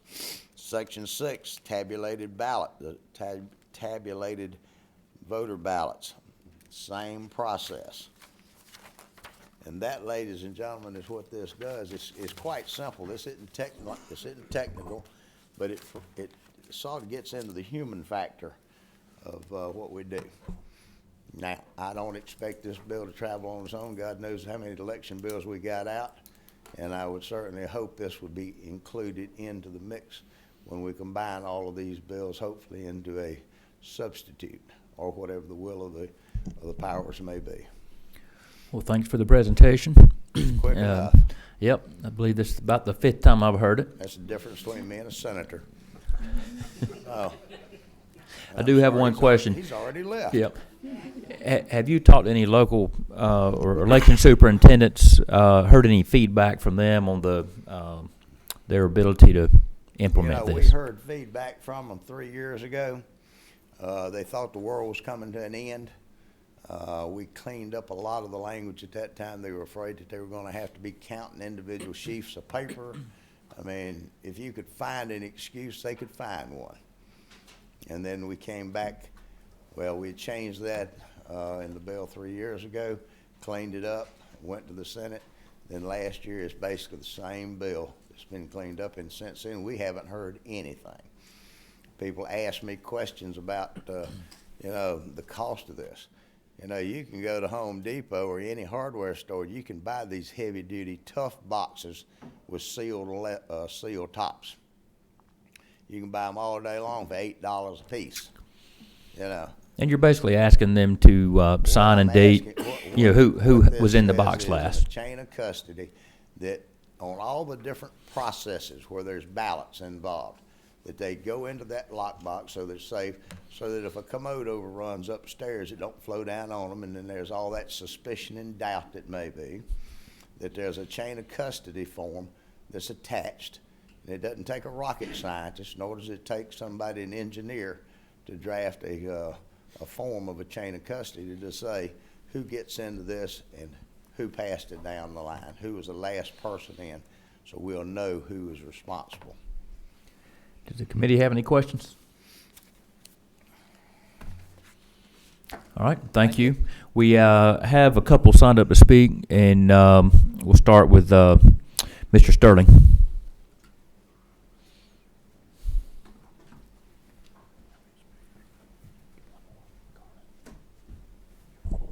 Thank you again, Mr. Chairman. This bill essentially codifies some of the best practices done by well-run counties. There are going to be some counties that are going to squawk a little bit, to the chairman's point, but I've had discussions with Gavrio, the Georgia, voting registrars and elections officials, Gavrio, that's their acronym, and they feel like most of their concerns have been addressed over the past couple of years during the discussions of this. There will be some costs that essentially the state will pick up, because right now the state is paying for all the seals for all the counties right now. I think we spend well over $100,000 and some odd a year on this. This will add a marginal amount, a few thousand extra, that we would love to be funded on, but we can find some ways sometimes. But to the chairman's point, these kind of boxes, they're pretty easy to get a hold of. They have the lockdown seals on them.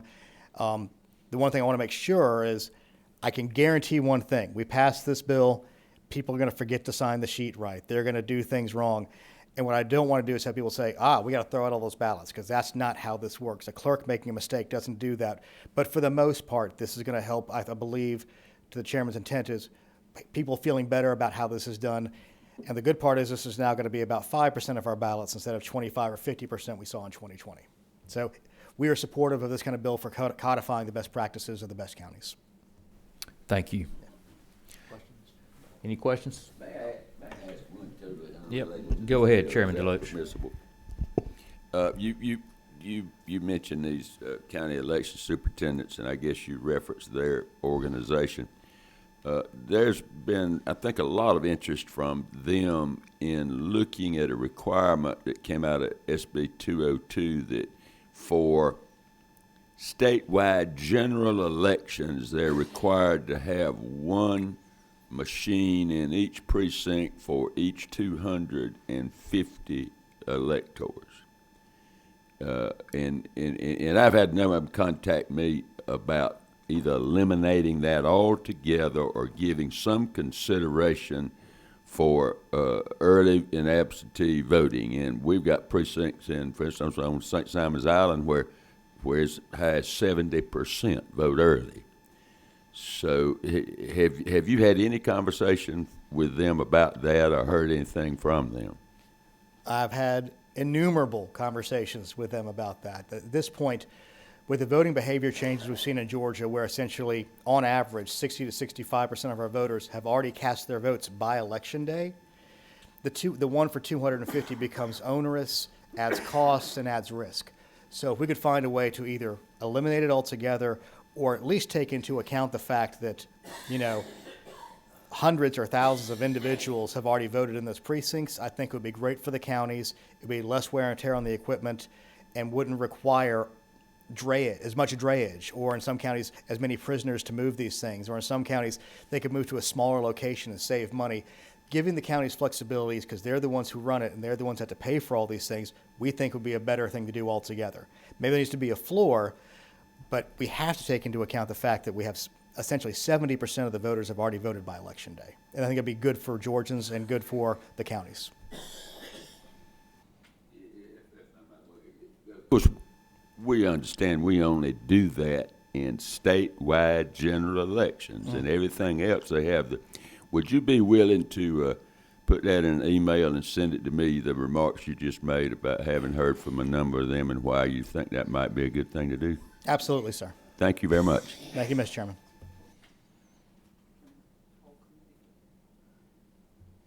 Yeah, if you would, just send that email to the committee. I'm sure that there are county elections officials watching this right now who will send me drafts of that. Yeah. So I know you're listening, so send it. Thank you all very much. All right, thank you. I don't see any other questions. Mr. Favorito, if you'll come on up.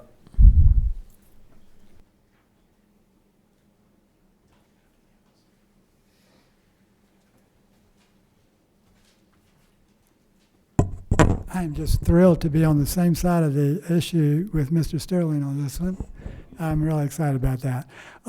As y'all said, Mr. Chairman, this bill has passed the full committee last year. The content actually passed the full House 2 years ago as Senate Bill 89 and almost passed, just barely didn't quite make it through sine die.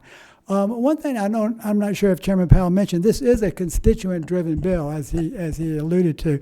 You don't see too many of those down here. It will improve the chain of custody for the 2024 election, so that's really, really important. But why I want to stress the issue is, why do we need to do this? And we are going to have released some information in the upcoming and very near future. We have had an image analyst look at the 2020 ballots for the last 3 years, and what he's found, and Mr. Jones, you can hold me accountable for this one. There were 1,000 double-copied ballots out of Chatham County included in the results in 2020, 8,000 double-scanned statewide, and 4,000 of those came out of Fulton County. So this bill will help prevent that type of problem in the future, and that is why it's really, really important. We've tried to get this passed 2 or 3 times now. I really would urge the committee not just to pass it today, but to ensure it does get included in whatever the final bill might be, or either to pass this one individually, because we really, really need to do this to secure the ballots for the 2024 election. Thank you. Thank you. I don't see any questions. All right. Well, we've had some good testimony, and thanks again for presenting the bill to us, Chairman Powell. And I don't see any more questions or speakers, so we'll be adjourned.